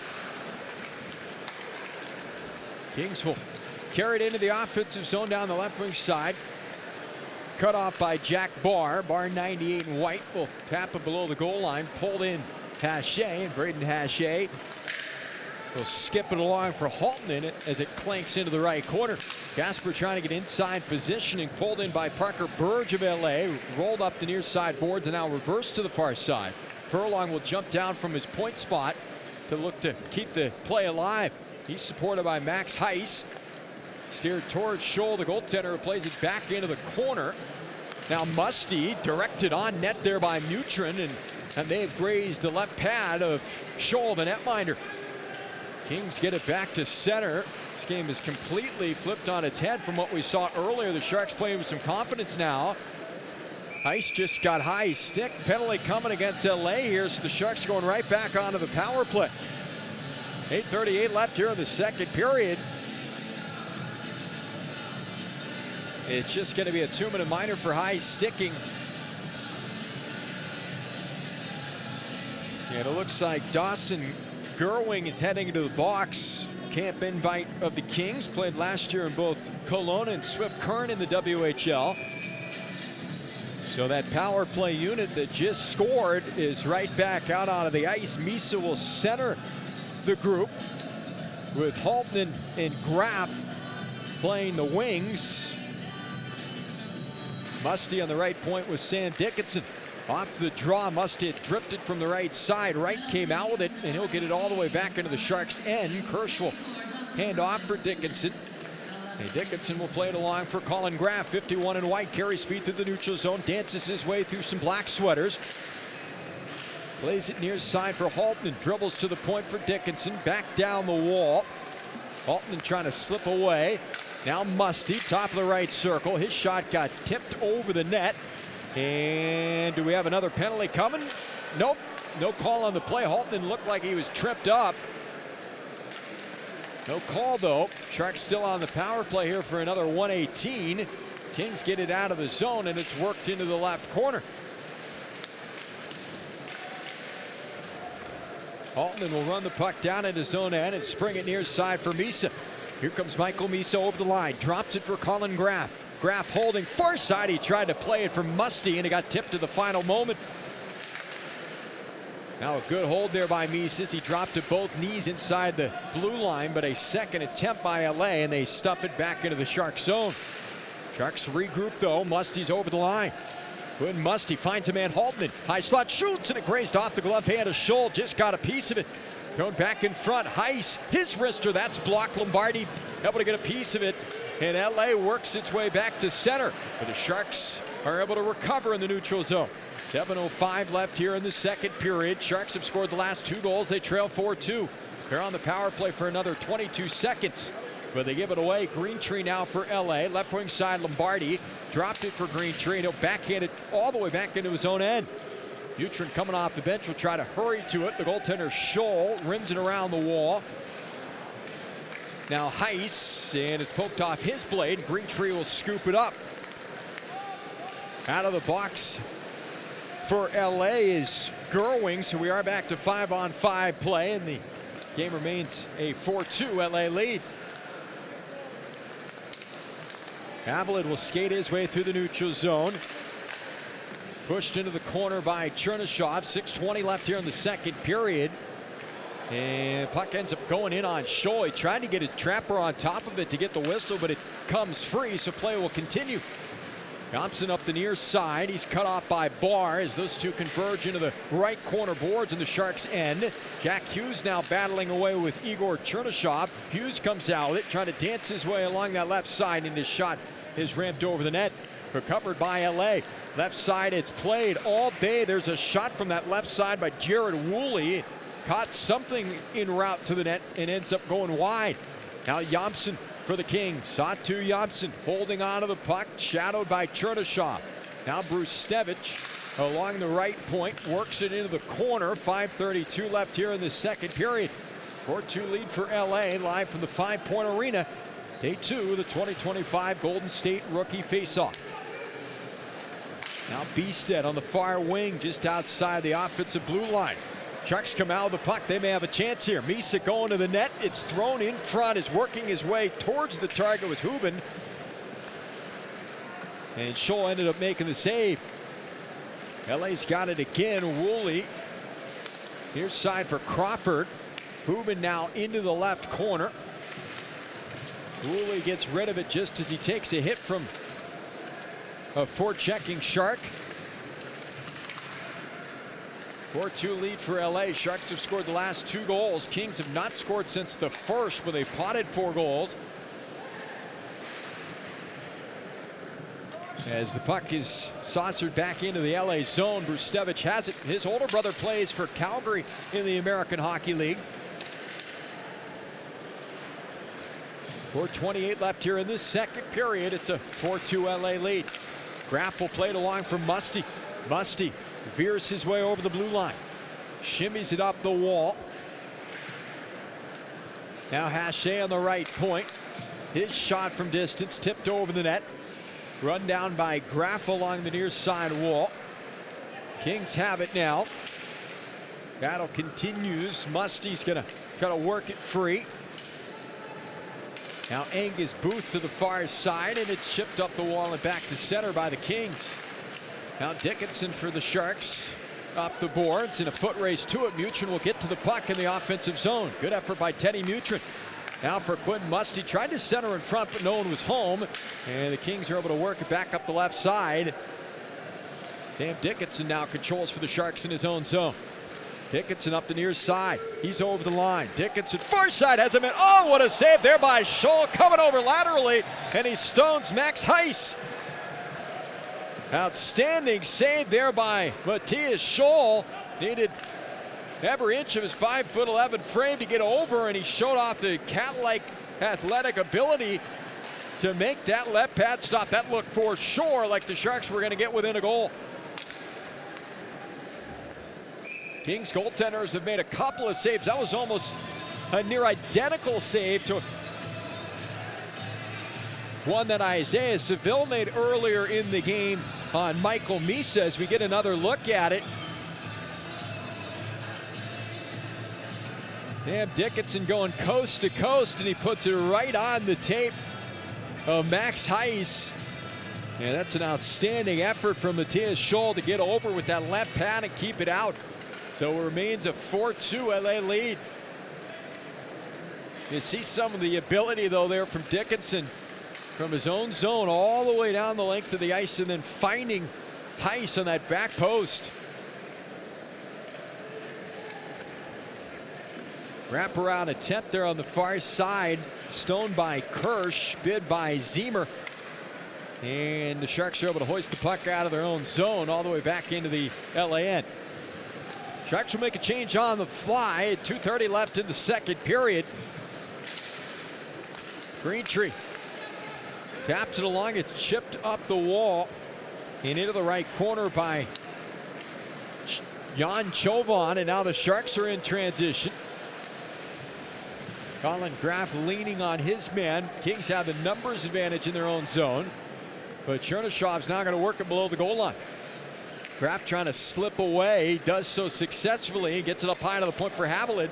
Haviland fumbled it and then made a good recovery there. Chauvin would have been potentially off to the races had Haviland not been able to recover that puck. Now a long stretch pass is going to go down for an icing against LA, so that'll stop play. $1:45 left in the second period. Sharks with a major push in this second. Trailed 4-0 after one. Really didn't have much going even early in this second period, but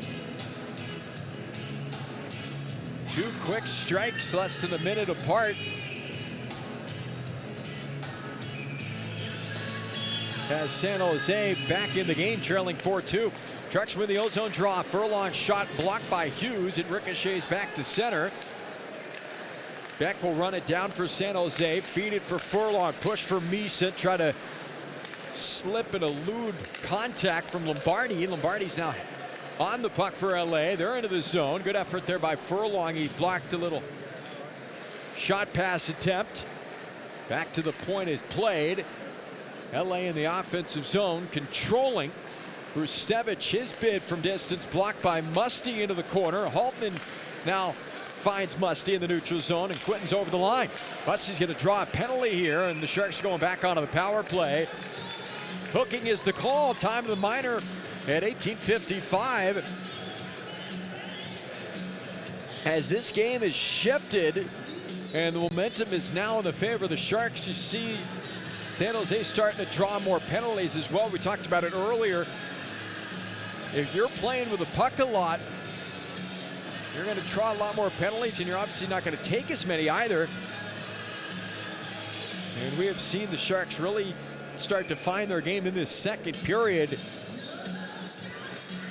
after a dominating start by the Kings. So another power play opportunity for San Jose here. To the right side of goaltender Scholl. Dickinson has it, walking the line from left to right. Near side, one-timer by Haltman. Got a good chunk of that puck. It got blocked, though. Graff trying to seam a pass for Musty. Back for Haltman near side. He shoots, and that grazed off a sprawled out King. Now Dickinson near side for Haltman, top of the circle. Tried to flick it through some traffic. Picked up now by Misa.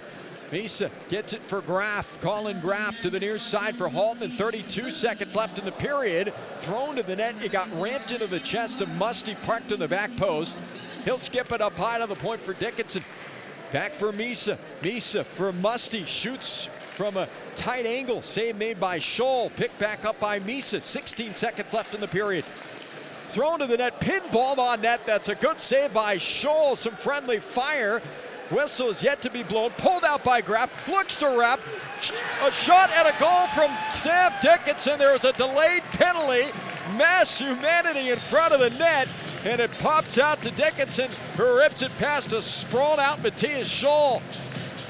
A chaotic sequence. And Dickinson ends up putting one home. And it's a 4-3 LA Kings lead. And the goal comes with just 2.7 seconds left here in this second period. As we get another look at that goal, it was fished free by Colin Graff, and then he just handed it off to Sam Dickinson. Heads up play, and Dickinson puts it home. So time of the power play goal at 19:57. Sam Dickinson scores it. So after a 4-goal first by LA, the Sharks answer back with 3 in the second.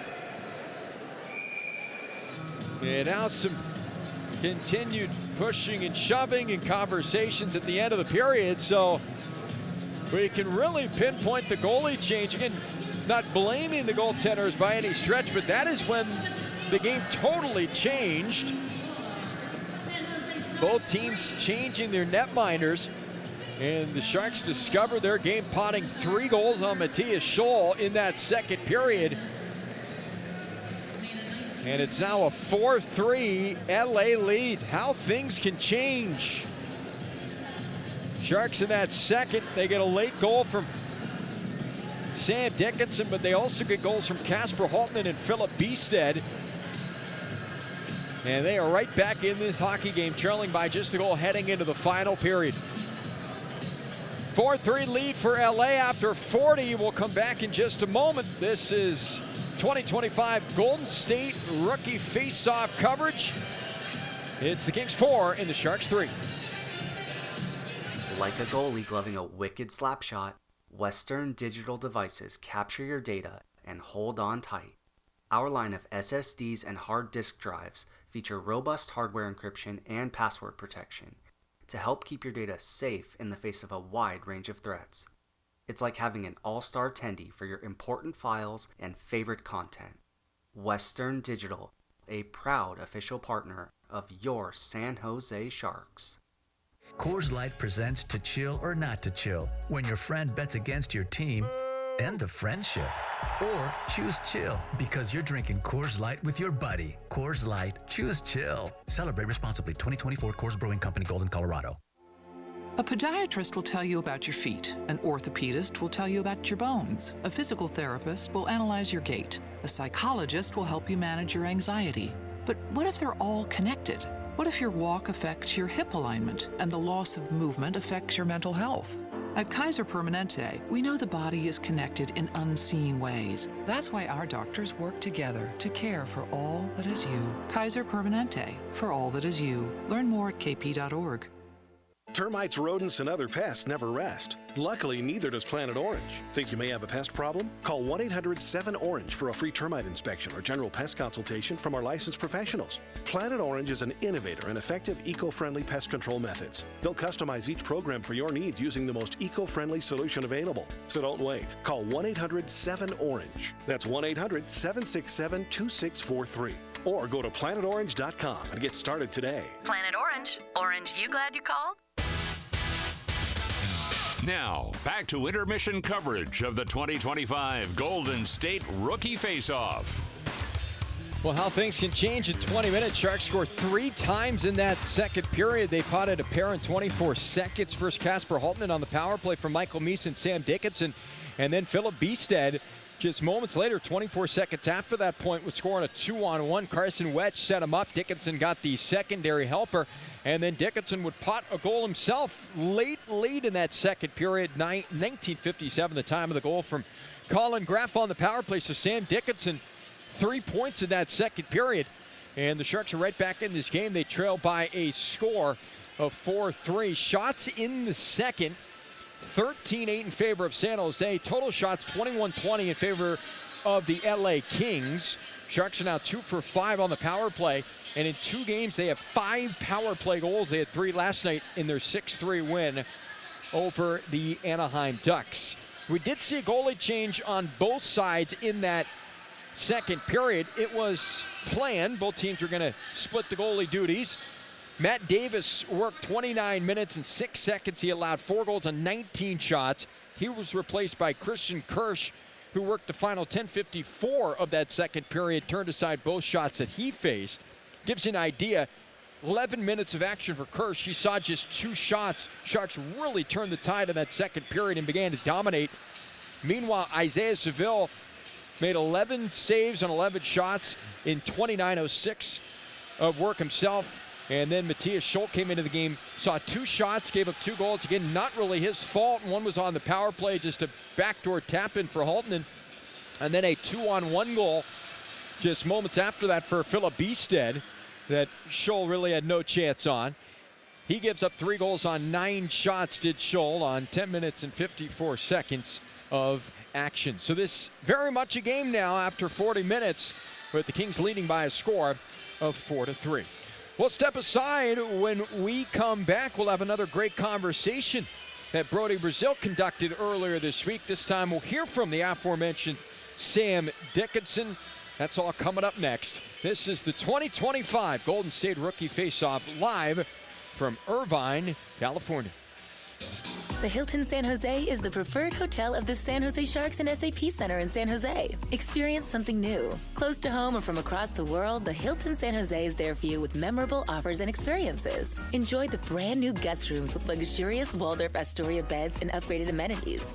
We're committed to creating a safe and relaxing experience, including delivering an even cleaner stay from check-in to check-out. Visit sanjose.hilton.com now to make your reservation. We are Hilton. We are hospitality. The doctor will see you now. But do they really? Do they see you as a mother who's a daughter and a caregiver? Fearless, but sometimes fearful? A health nut with a French fry habit? An O-positive geologist named Patty, who's here today for a melanoma exam? At Kaiser Permanente, we believe the only way to care for all of you is by seeing all that is you. Kaiser Permanente, for all that is you. Learn more at kp.org. The Sharks are circling. That is how it is done. Catch the action at Casino Matrix, your go-to spot for watching games, amazing food, and nonstop fun. The home of the Bay Area's best progressive jackpot. Start or end your night with happy hour twice daily. No matter the play, the celebration begins here. Over 100 giant screens, 49 gaming tables, Zone 8 sports bar and grill and sushi confidential. Just 8 minutes from the SAP Center. Off Highway 101 near the San Jose Airport. Casino Matrix. Just drop in.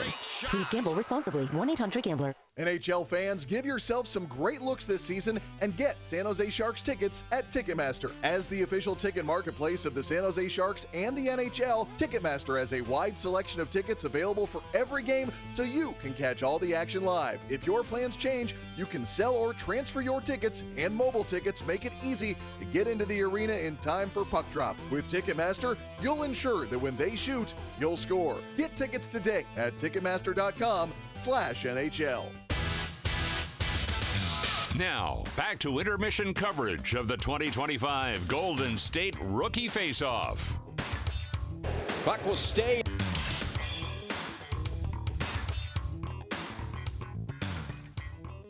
Welcome back to Irvine. 4-3 lead for the LA Kings over the San Jose Sharks. Sharks storming back in that second period with 3 unanswered goals. Well, we promised a conversation between Brody Brazil and Sam Dickinson. Instead, we're going to play Brody's conversation earlier this week with Michael Misa. Misa signed his entry-level contract with the Sharks earlier this week, officially opening the door for him to be on the Sharks this upcoming year, depending on what occurs, of course, throughout training camp. But what it certainly guarantees is that he will not be going to college this upcoming season, which would completely erase the opportunity to try to make the Sharks. But here was the conversation between Brody and Mike. Okay, here with Michael Misa on the big day. The entry-level contract has been signed, and almost like you're giving an acceptance speech maybe here. Who do you want to thank as part of your big day?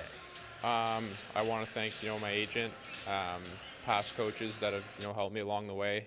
I want to thank the San Jose organization for believing in me and helped me get my first NHL contract. And lastly, I just want to thank my family, mom, dad, brother.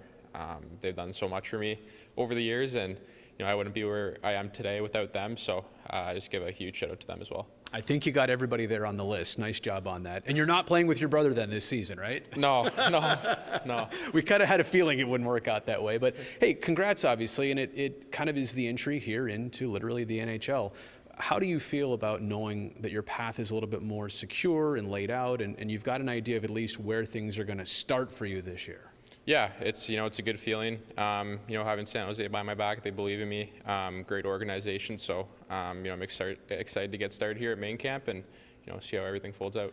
There is obviously the consideration of the whole first 9 games thing, and I know Sam is in that picture too, and there's been a lot of San Jose players over the years, but it makes you probably want to get out of the gate to just a good start, establish yourself early on in this season. I think everybody does, but maybe you especially. What goes into a good start of camp and this year for you personally?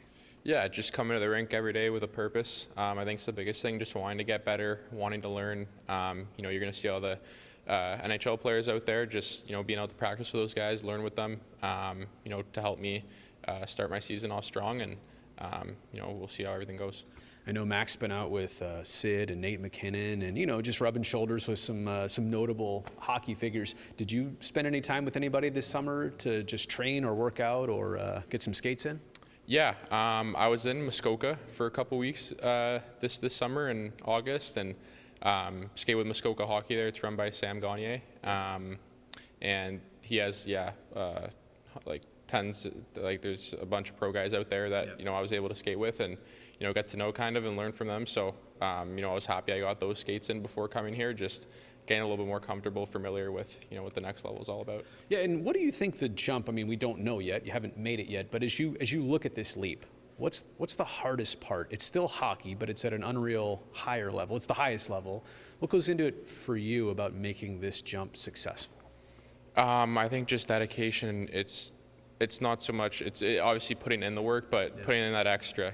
What you do when no one's watching, how you treat yourself off the ice with food, nutrition, and just being an all-around good player on and off the ice is going to be huge for me. Trying to make that jump, and obviously getting in the gym, getting stronger, because everyone's at that next level is just a little bit stronger too. So it's gonna be needed for me. Like I said, I think fans and everybody watching this is going to be very excited to see and understand, how your season's going to start. When you were able to share the news, whether it was with family or teammates on the Sharks, what was their reaction? And I imagine you felt good seeing their reaction too, right? Absolutely, yeah. I mean, I found out I was going to be this morning. And then, they told me they were going to announce it this morning, and texts kind of started flooding in a little bit. I haven't really looked at too many of them. I'll do that later probably, but it's a really good feeling just knowing you have a great support system behind you. So the Rookie Faceoff tournament going on this weekend down in Southern California, and it's very timely too because the Kings, Ducks, and Sharks have always had the regional rivalry, but they're all also teams with a lot of talented young players right now. Is this a showcase of sorts, or is this just a weekend to get the timing back for everybody? I think it's a bit of both. Just getting back in that game, mentality, playing games against all the best prospects coming up, and the other thing is, I think it's a showcase for everyone on San Jose. Just all the prospects trying to show what they can do. Hopefully, we can come out with 2 wins, and it'll be a good feeling. And I'm trying to do the familiarity with you and everybody else on this rookie Sharks team. A couple OHL guys, so not many you've played with, mostly against, right? Now you're teammates. That's not weird though, right? I mean, you've had this in your mind that you're all coming together for a while. Yeah, it's a good feeling to see the group we're bringing to this rookie showcase. It's loaded with talent, and I'm excited to see what we're going to do. You don't have to be defended by Sam Dickinson anymore. There you go, exactly. He's trying to get the puck up the ice to you. The pass, yeah, exactly. It's good. Hey, so last thing, and I'm going to kind of geek out on this if you don't mind. You're going to be the first Shark to ever wear the number 77, and you didn't even know that until just now, right? Yeah, you just told me before we started. So, I mean, there's 2 parts about it. That's a crazy history. Nobody's ever done it. You get to start something fresh. And first off, how did you get into 77? Well, I was 66 growing up until the OHL, and then I just didn't really, feel it was right to wear Lemieux's number in the OHL. So I switched to 77, and the meaning behind it was just the first 7 is how old I am, like an 07 born, and the second 7 represents the 7th exceptional status player from Canada. Just a cool meaning behind it, and great to be able to bring it to San Jose. Yeah. And the MM and 77 can work out, but I guess the last thing is you kind of get that all to yourself. Have you thought about, or do you think that'll be a cool thing that you'll kind of take that pride, and if you wear it for a long time, it might be the only one in a long time to ever wear that number? Yeah, it's great. You know, that no one's ever worn it here before, because you know there's always times where guys are fighting over numbers, or you never figure it out. You know what number you might get. You might have to change numbers going into this league, but you know I'm thankful that no one has that number. So. Well, I think the jerseys will be selling sooner than later. Michael, I appreciate this, and congrats again on a huge day. Thanks, Brady. Appreciate it. All right.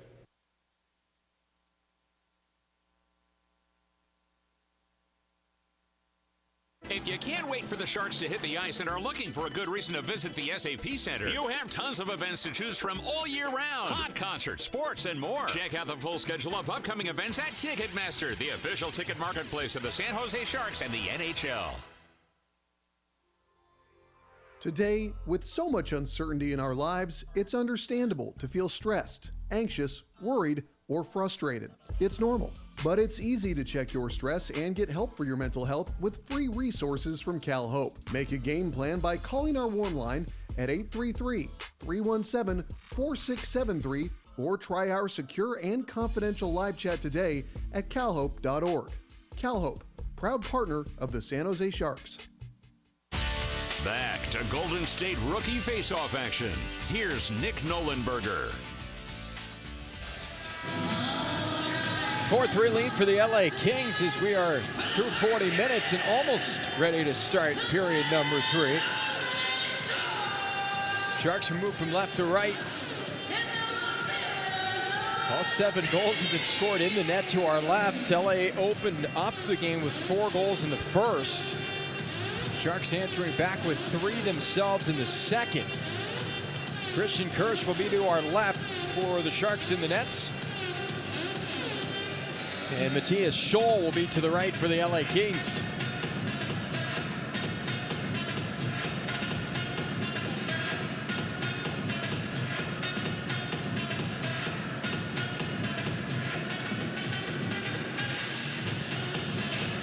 Sharks scored 3 times in yesterday's third period en route to a 6-3 win over the Anaheim Ducks. Sharks will begin this third period with Colin Graff, Philip Easted, and Carson Wetch up front. On the back end, Matthias Havelid and Sam Dickinson.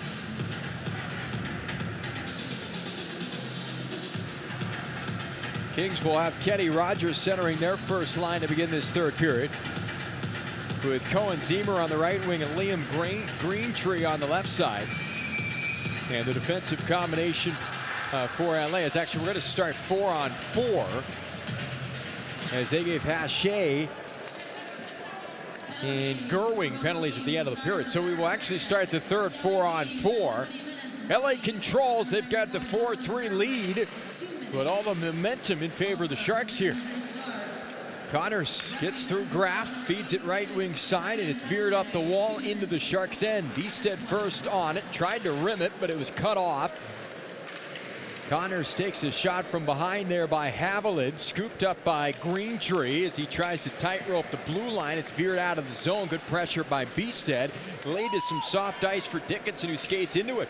Sam Dickinson wings it back up the wall, and now Havelid has it. Each tried to pull the trigger, fanned on it. And then Havelid coming around the net, gave it away to Greentree, and the Kings will rush to center. Pass intended for Greentree, cut off, and then an attempt to get it to the net by Connors was blocked. LA will make a change, a minute gone in this third period.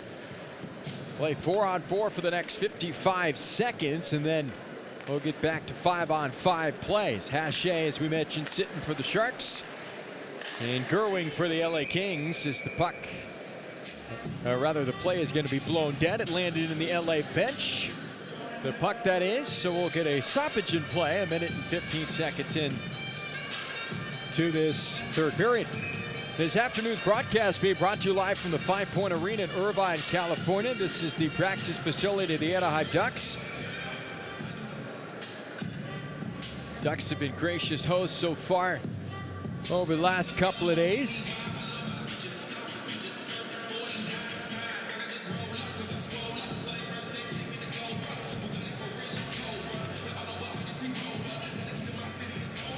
So there's a conversation being had here Not sure exactly. The officiating crew having a conversation, that is.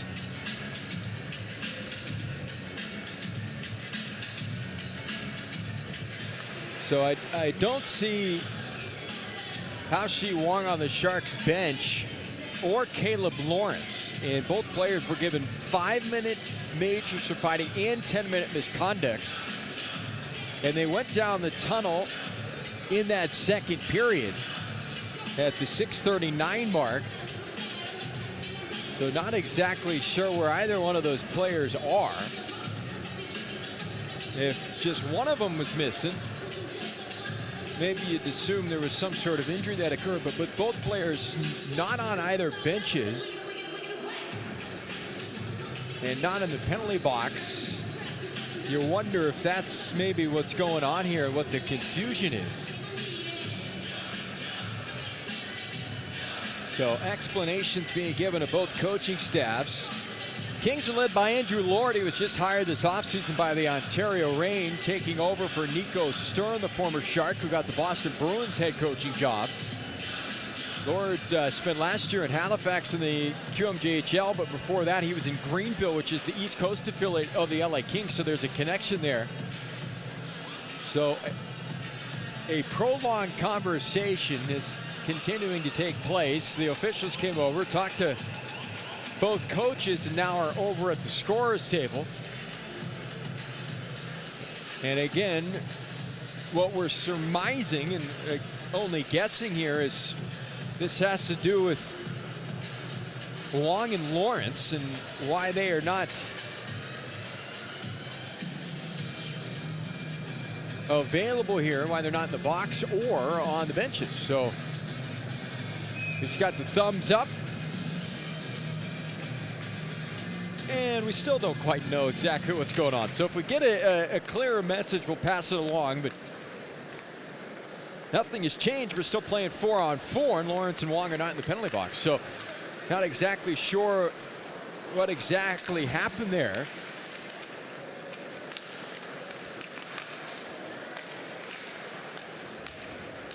It makes you wonder if they were told maybe they were kicked out of the game, is what you kind of think, because here comes LA. That's only a guess, but certainly wonder why both players are not either in the box or on the bench, as Kirsch is going to cover up a loose puck. 18:06 left here in the third period.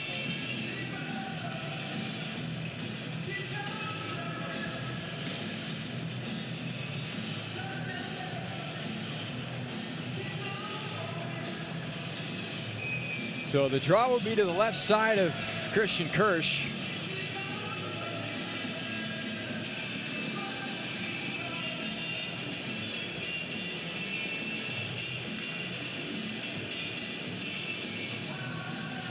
Max Heist will take the face-off drop, foot race to the loose puck. Havlin's going to rim it around the wall. So back underway, 4-3 lead for the LA Kings. Kind of a slow start, so we're back to 5-on-5 play here, but because of the confusion, because of the long conversation, it's kind of slowed and eased, allowed for this game, I guess, to ease its way into this third period. One way to put it. 17:45 left here in the third. Kings did all their damage in the opening period, but the Sharks answering back in the second with 3 goals. So the draw will be to the left side of Matthias Scholl, the LA netminder. One up high to the point. Havlin loads up a shot that siphoned its way through, but bounced just wide. Now it's picked up in the corner by Heiss. Poked free by Chernyshov. Chernyshov at the goal line. Good thought, tried to find Heiss, but he was tied up. Couldn't get his stick down to the ice. Now it's rimmed around the wall, near side for Chernyshov. Chernyshov just 19 years of age, but he is built for the NHL already. Saw him a little bit at the end of last year in the American Hockey League. Scored his first goal in the AHL in the season finale. That was the playoffs against the Colorado Eagles. Sharks extremely high on his potential. 16:58 left here in the third. It's a 4-3 lead for the LA Kings. Greentree in the neutral zone, steps over the line, stood up there by Barr just as he entered the zone. Puck comes free now, reeled in by LA, directed towards the net. Battle going on, penalty coming against the Sharks here for what I assume is a high stick. A backhander towards Kirsch, rolls wide. Lombardi gives off far side. Greentree for Yamson, net empty to our right for the delayed penalty. Yamson skates it back in his own third of the ice and now works up the surface from right to left. He's over the line. Barr lost his footing, but what a great recovery. As he fell to the ice, he twisted his body and got stick on puck. And it looks like heading to the box for the Sharks is Luke Torrance. So Torrance would take a seat. 2 minutes for high sticking.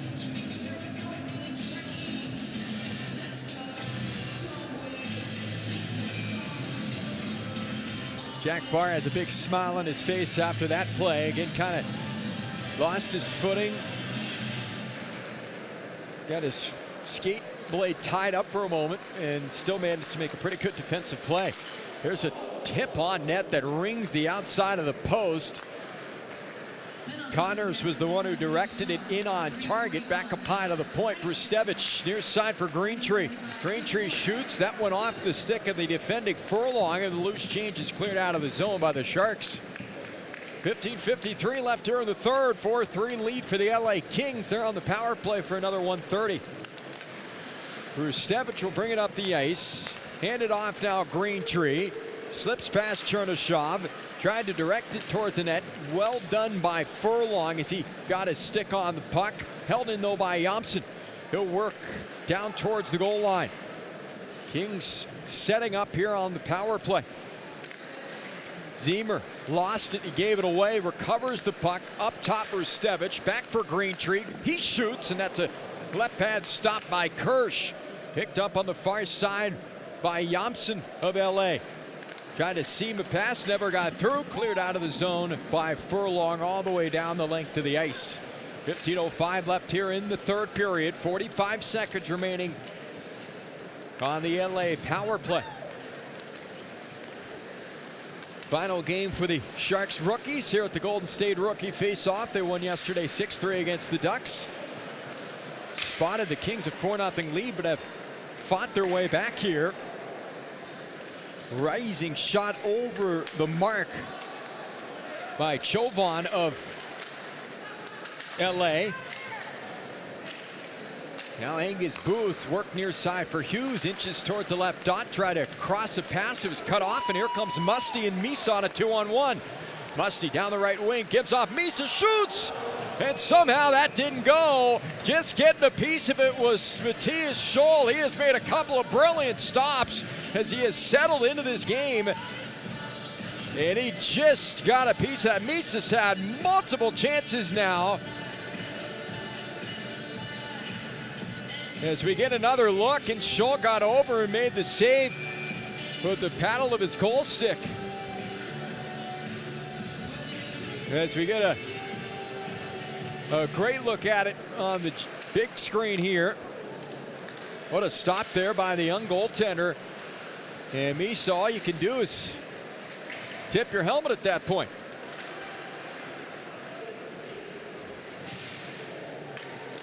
So back underway. It's a 4-3 lead for the LA Kings.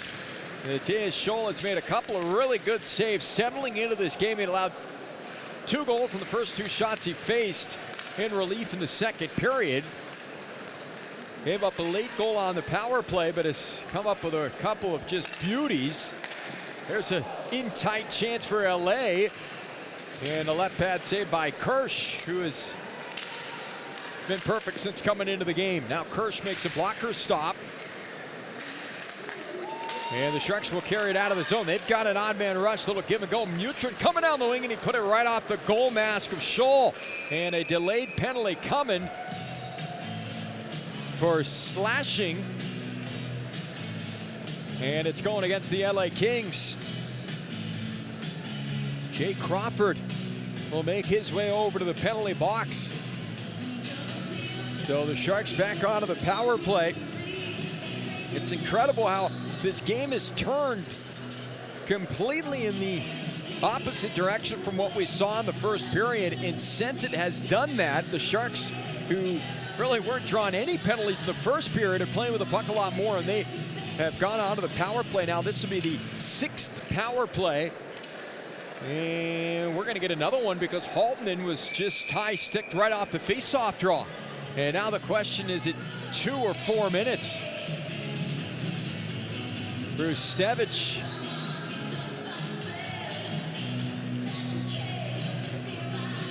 doesn't like the call. It's just going to be a 2-minute minor penalty.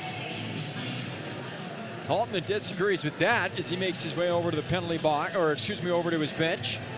So Brustevich is going to take a seat.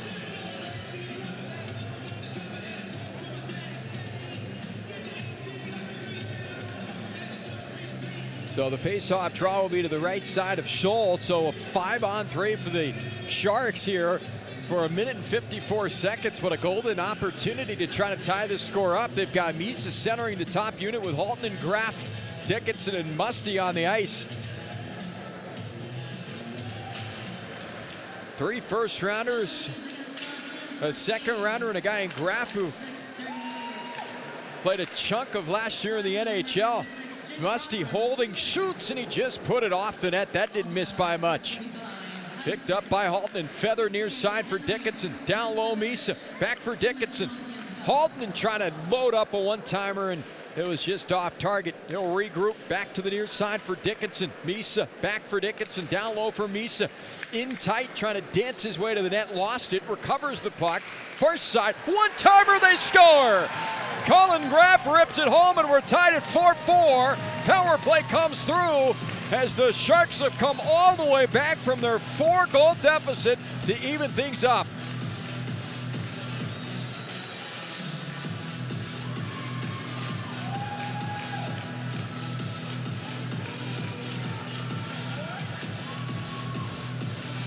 Scholl nearly got over in time, but Graf parked on that back post.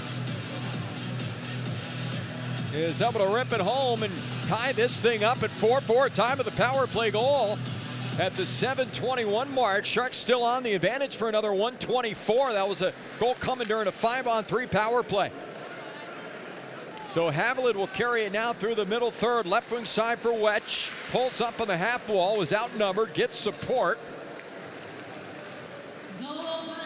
12:20 left here in the third period. Long ways away, but if necessary, we will have overtime and then a shootout.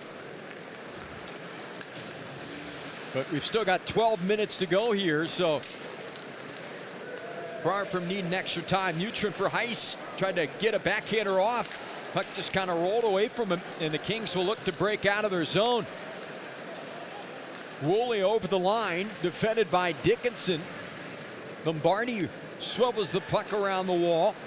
Kings in the O-zone here. Lombardi is just going to direct it back into his own third of the ice with 22 seconds left on the power play. We're all tied at 4-4. Sharks have come all the way back. After trailing 4-0 after the first period, they scored 3 times in the second, and they've got another goal here in the third during a 5-on-3. Graf the goal scorer, and now he's got the puck on his stick. Colin Graf for Quentin Musty. Power play almost over. Here's a chance for Misa in tight. Far side he tried to play, and that just grazed off a King, or that would have been a tap-in goal. Power play is over. Brustevich leaves the penalty box. So all tied up at 4-4. We're back to 5-on-5 play. Haltonen gets through some traffic, pokes it free behind the net. Kings will backhand it out of their defensive zone. Cut off though by Beck. Handed off for Haltonen, back for Beck. Noah Beck on the near side. To the dot, far side, he plays it for Misa. Great setup there from Beck. Misa just unable to settle that puck down. Now Graf shoots, he scores! Colin Graf with another goal, and the Sharks have their first lead, their 5th unanswered goal.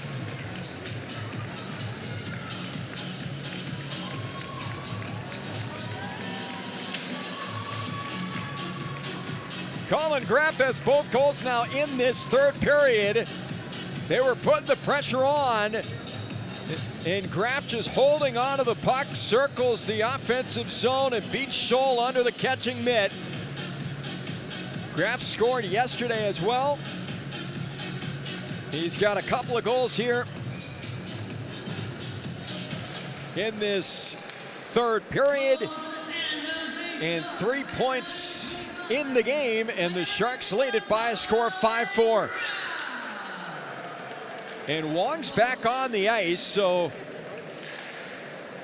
we had not called his name. We mentioned some of the confusion. He should have been in the penalty box. Lawrence as well, so not exactly sure what happened there. Either way, Alshi Wong is back out there, and that's a good sign. And the Sharks have a 5-4 lead here.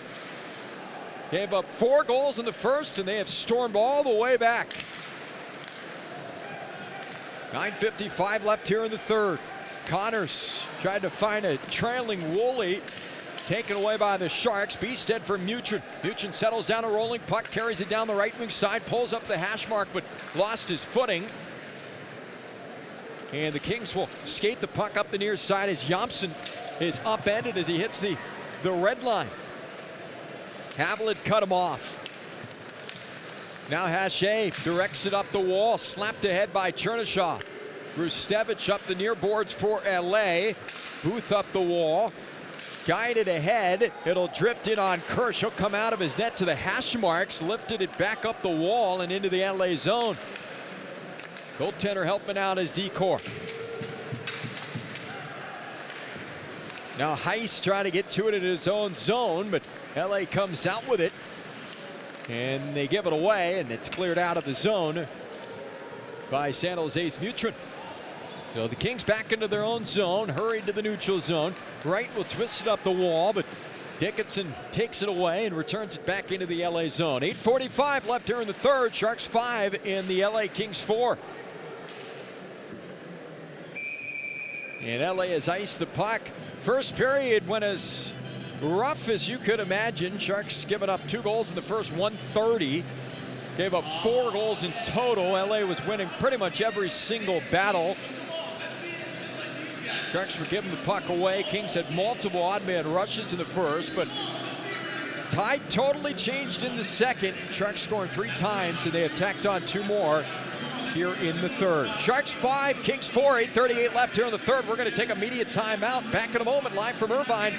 This is the 2025 Golden State Rookie Faceoff. The doctor will see you now. But do they really? Do they see you as a mother who's a daughter and a caregiver? Fearless, but sometimes fearful? A health nut with a French fry habit? An O-positive geologist named Patty, who's here today for a melanoma exam? At Kaiser Permanente, we believe the only way to care for all of you is by seeing all that is you. Kaiser Permanente, for all that is you. Learn more at kp.org. Termites, rodents, and other pests never rest. Luckily, neither does Planet Orange. Think you may have a pest problem? Call 1-800-7-ORANGE for a free termite inspection or general pest consultation from our licensed professionals. Planet Orange is an innovator in effective eco-friendly pest control methods. They'll customize each program for your needs using the most eco-friendly solution available. So don't wait. Call 1-800-7-ORANGE. That's 1-800-767-2643. Or go to planetorange.com and get started today. Planet Orange. Orange, you glad you called? The San Jose Barracuda are gearing up for an electrifying 2025-26 season. And there's only one way to get closer to the action. He'll control, wrist one through, they score! By becoming a... Now, back to play-by-play coverage of the 2025 Golden State Rookie Faceoff. 5-4 lead for the Sharks. Face-off draw will be to the right side of goaltender Matthias Scholl. Scholl came into the game halfway through the second period by design. Sharks have beat him 5 times since coming into the game, and they have stormed all the way back to take a 5-4 lead. Musty with the puck will scamper his way through the neutral zone. And offside is called as the Kings able to just stand up ever so slightly to force the offside. That'll stop play. 8:23 left here in the third period.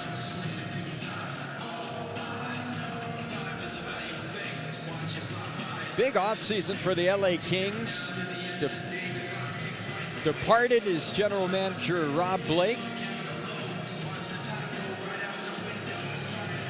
In came Ken Holland, former GM of many teams, most recently, though, the Edmonton Oilers. Kings losing again in the first round against the Oilers this past year. Certainly seems like there's some angst now with the Kings organization, with all those veterans getting a little bit older. Here comes Musty, left wing side, gives off for Misa, he scores. Michael Misa finally breaks through. He's been collecting the points in bunches, but it's been all assists. He's got his first to the rookie faceoff as Quentin Musty slid it over to him. And Misa puts it home into a wide open 4x6.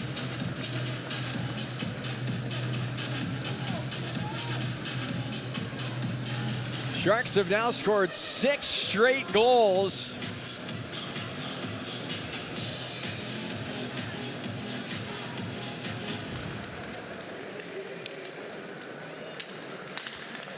And that's a great sight for Sharks fans. 2 players they hope are part of a very bright future in Musty and Misa, who connect on that goal.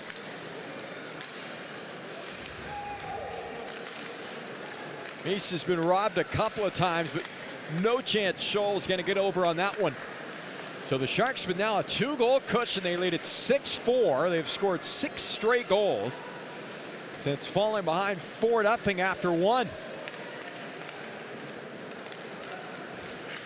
I don't know what the intermission speech was from head coach Sean McCarthy, but something changed for this team. There's no question about it.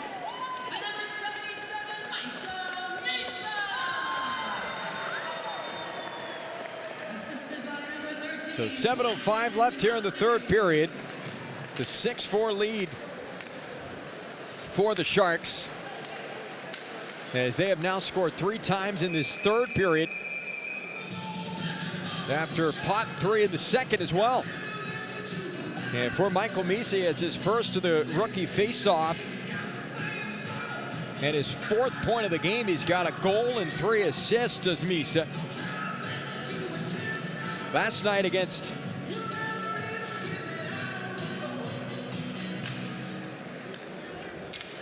the Anaheim Ducks, Misa was all over the ice as well. Finished last night's game with just the 1 assist, but he could have had a couple of goals, could have had a few more points as well. 6:32 left here in this third period. It's a 6-4 lead for the Sharks. What a comeback. 6 unanswered goals now. Long now with it. He'll change direction. Sling it to the net. Save is made. And a loose puck directed over to the near side wall. Good hold though by Graff as he places it neatly back into the right corner. First period, you might just chalk it up to the fact the Sharks had played less than 24 hours. Nice win last night, but even in the AHL, you get a lot of back-to-backs, but not many like that where you play the night before and then you've got an afternoon start. 5:43 left here in the third period. Haché now on the left point. On paper, you thought certainly going into this game the Sharks were going to have the advantage, and this is one of the most talented and deep pools we've really ever seen at one of these events. And after a rough start, they have certainly turned the tide, to say the least. 6 now unanswered goals since falling behind 4-0 after 20 minutes. Dickinson's been really at the heart of it. One of many players. He gets it for Max Heiss, and Heiss able to skip it back to the LA blue line, and the Sharks will punch it in deep. 5:03 left here in the third. It's the Sharks 6 and the LA Kings 4. Misa's got a 4-point afternoon going, a goal and 3 assists. Bar now left wing side, Furlong flutters a wrister that's blocked, follows up his own shot and puts it wide. Furlong recollects, top of the circle, got it towards the net, blocked, now kicked out and reeled in by the netminder Scholl for the whistle.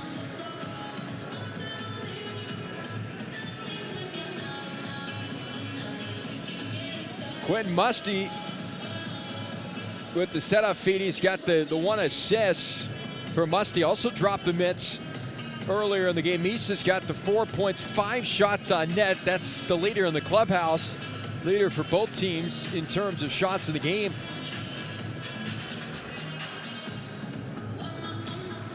Sam Dickinson also now with 4 points. He too has a goal and 3 assists. So the guys that you want to see be impactful certainly have done that. Graf's got 3 points, 2 goals, and an assist as well. Kings trying to get on the board here. There's a shot wide. It's skipping around. Where is it? And they end up banging it home. So LA finally gets one back. Similar to their 4th goal. Just kind of spinning along the goal line. And it looks like Jomson is going to be the one who's credited with it. So the Kings finally get back on the board. Their first goal since the opening period.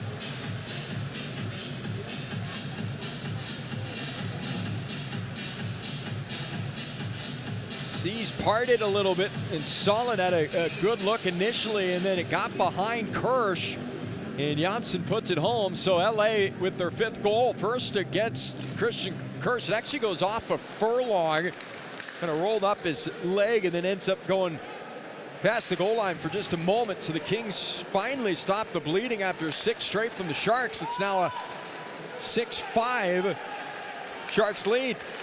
Here's a chance for Wong coming down Main Street, and that went off of Jomson and out of play, so that'll stop play.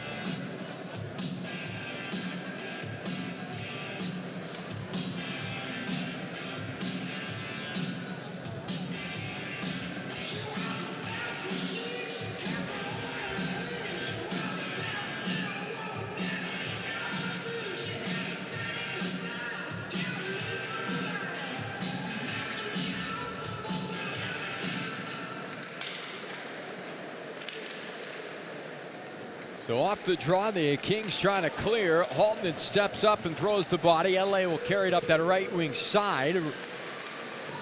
They're into the offensive zone. Beck swings it to the near side corner. Scooped up by Jack Hughes, up high to the point. A knuckling one-timer well off the target by Burge, the point man. And now Wong's able to skate it out of his own defensive zone to the right wing side for Musty. Musty works middle ice, drops for Misa. Misa holding, shooting, that's kicked out. Good save, Scholl, and it's skated back up the ice.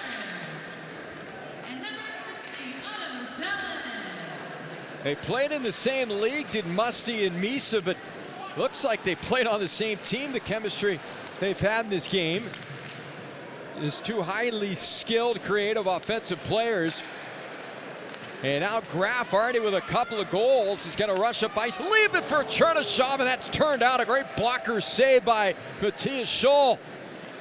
Look, he's given up 6 goals, but he's also made some dynamite stops as well.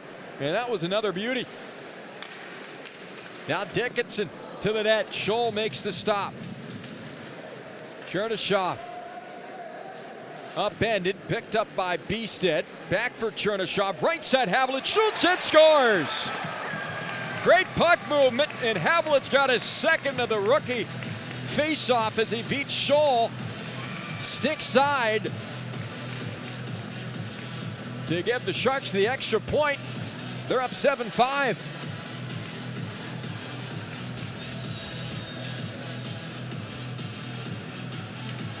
Slick little feed there from Chernyshov for Havlat coming down from the right point uncontested. And a very well-placed shot from Matthias Havlat beating Scholl coming over laterally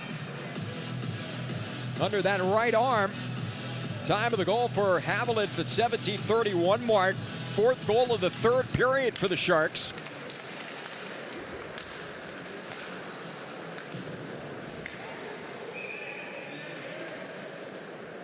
And an icing against LA will stop play. 2:21 left here in the 3rd period. Nick Nolenberger, happy to have you aboard. If you're just joining us or you came after the 1st period,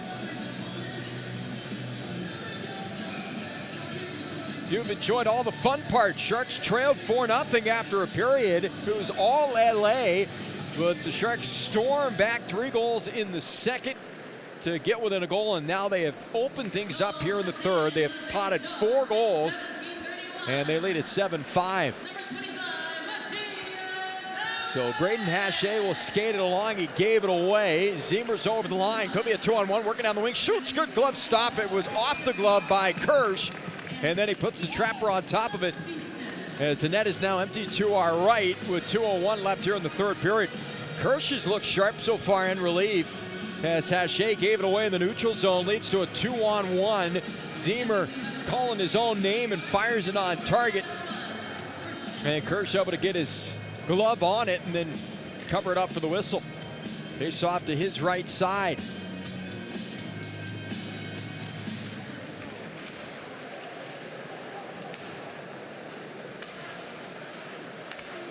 Green Tree right point, so the net empty to our right as LA tries to get back into this one. We're under 2 to go now, 1:45 left here in the third period. Cagnoni put the game on ice yesterday with an empty netter.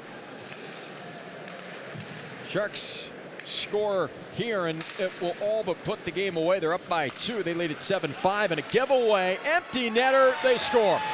Wetch able to bury it after the neutral zone giveaway. And the Sharks have their 8th goal of the afternoon. As Carson Wetch, the 19-year-old from North Bend, puts home the empty net goal. Expected to play for Kelowna this upcoming season in the Western Hockey League.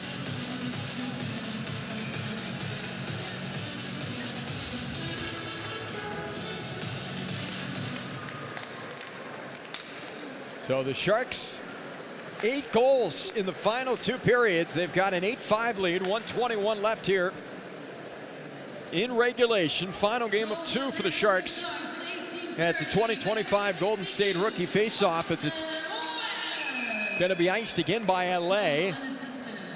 Scholl is back in the nets to our right.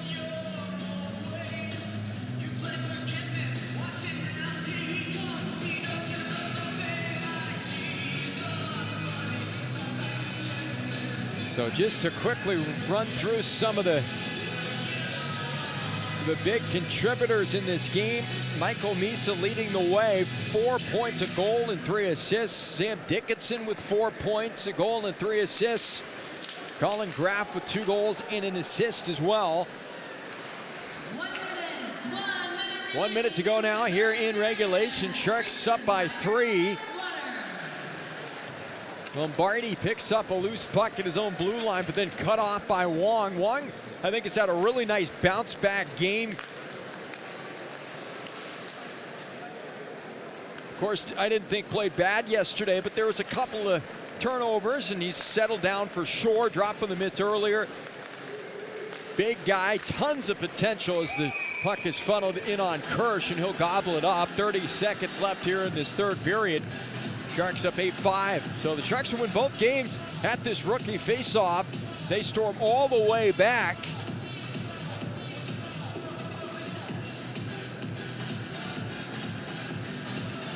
I don't have the great Darren Stevens with me, but I'm going to go out on a limb and say a 4-goal comeback is a rookie face-off record. I think I could feel pretty confident in saying that.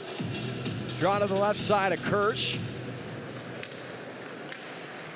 Dickinson's going to lift the puck back to center. 22 seconds left here in the third period, and an offside against the Sharks will stop play.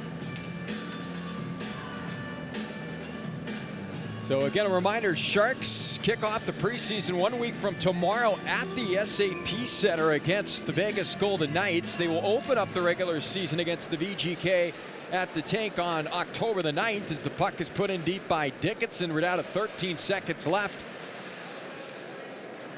here in regulation. The Barracuda will start their preseason play on October 4th. They'll play on the 4th and 5th, and then 1 week after that we'll open the regular season up at Tech CU Arena. Horn will sound. The San Jose Sharks come all the way back with a 8th spot in the final 40 minutes of play. And they beat the LA Kings by a score of 8-5. Christian Kirsch coming into the game in relief, gets the celebratory headbutts as the Sharks win this one by a final score of 8-5. You looked at the roster and all the firepower, and in 2 games, the Sharks score 14 goals, and they win this one by a final score of 8-5 over the LA Kings. Well, what a fun couple of days. Perfect way to set the stage for training camp in the upcoming season.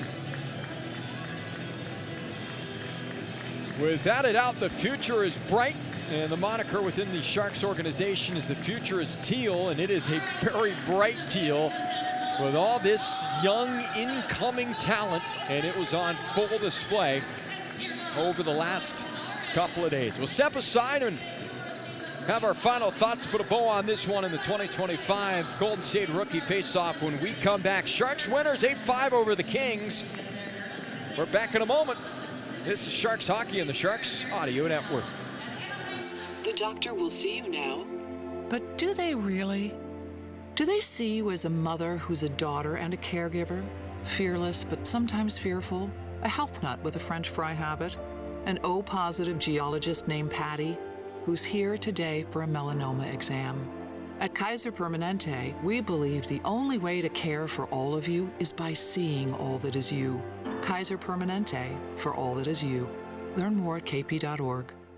Termites, rodents, and other pests never rest. Luckily, neither does Planet Orange. Think you may have a pest problem? Call 1-800-7-ORANGE for a free termite inspection or general pest consultation from our licensed professionals. Planet Orange is an innovator and effective eco-friendly pest control methods. They'll customize each program for your needs using the most eco-friendly solution available. So don't wait. Call 1-800-7-ORANGE. That's 1-800-767-2643. Or go to planetorange.com and get started today. Planet Orange. Orange, you glad you called? The San Jose Barracuda are gearing up for an electrifying 2025-26 season. And there's only one way to get closer to the action. He'll control, wrist one through, they score! By becoming a Battery member. Joining the Battery means savings, exclusive access, and experiences all in one place. Don't wait. Season tickets are on sale now. Ride the wave today by visiting sjbarracuda.com or by calling 408-999-5757. That's 408-999-5757. Back to Golden State Rookie Faceoff action. Here's Nick Nolenberger. Welcome back inside the 5 Point Arena. Well, this was a business trip of sorts for the Sharks and for their young players. They wanted to come down here to Southern California and get a couple of wins and get their feet wet and set the tone for the upcoming training camp, and they certainly accomplished that. It didn't look great for the Sharks early in this afternoon start, falling behind 4-0, but man, did they come back in a big, big way. They eventually pot 8 total goals, and they win it by a final score of 8-5, so they win both games. They won 6-3 yesterday against Anaheim, 8-5 today against the LA Kings. And when you look at the roster yesterday, 5 first-rounders in the lineup today, 4 with no Ravensbergen. He was given the afternoon off. You thought, man, this is a loaded and talented bunch, and you wanted to see these young players excel and make an impact, and they certainly did. Michael Misa and Sam Dickinson finishing with 4 points apiece in this afternoon's victory. Colin Graff scored yesterday. He had a couple of goals in this win as well. And the San Jose Sharks, after a rough start, storm all the way back and win it by a final score of 8-5. Christian Kirsch, he came into the game in the second period. He picks up the victory, allowed just the 1 goal and about a period and a half of work. Matthias Scholl came into the game in relief. Unfortunately for him, he wasn't given a ton of support. Tide totally turned when the goalie swap was made. Scholl allows a couple of goals on 2 shots, gives up a total of 7 goals in relief as the Sharks really found their offensive groove in that second period, scoring 3 times, and then they tacked on 5 more in the third and final period, and they win this one by a final score of 8-5. So a couple of things to put on your calendar, as we mentioned. The Sharks will kick off the preseason schedule 1 week from tomorrow, September the 21st. That's a 5 o'clock puck drop at the SAP Center against the Vegas Golden Knights. Tickets are still available. Go to sjsharks.com today to pick them up. If you can't make the game, of course, you can watch at sjsharks.com or listen on the Sharks 24-hour audio home, the Sharks to Audio Network. Joined the great Dan Rusnowski and Drew Amenda for all preseason broadcast coverage. And then we play for keeps. It all starts October the 9th at the SAP Center. The Knights come back to town, the Vegas Golden Knights, for opening night. That's a 7 o'clock puck drop. Again, go to sjsharks.com/tickets for more information. And a lot of the players that were on the ice tonight, well, they'll be in the American Hockey League this upcoming season. And Barracuda play starts in October on the 4th and 5th with 2 preseason games. The only home preseason game will be Sunday, October 5th at the SAP Center. And then the Barracuda will begin their regular season slate the next weekend against the Bakersfield Condors.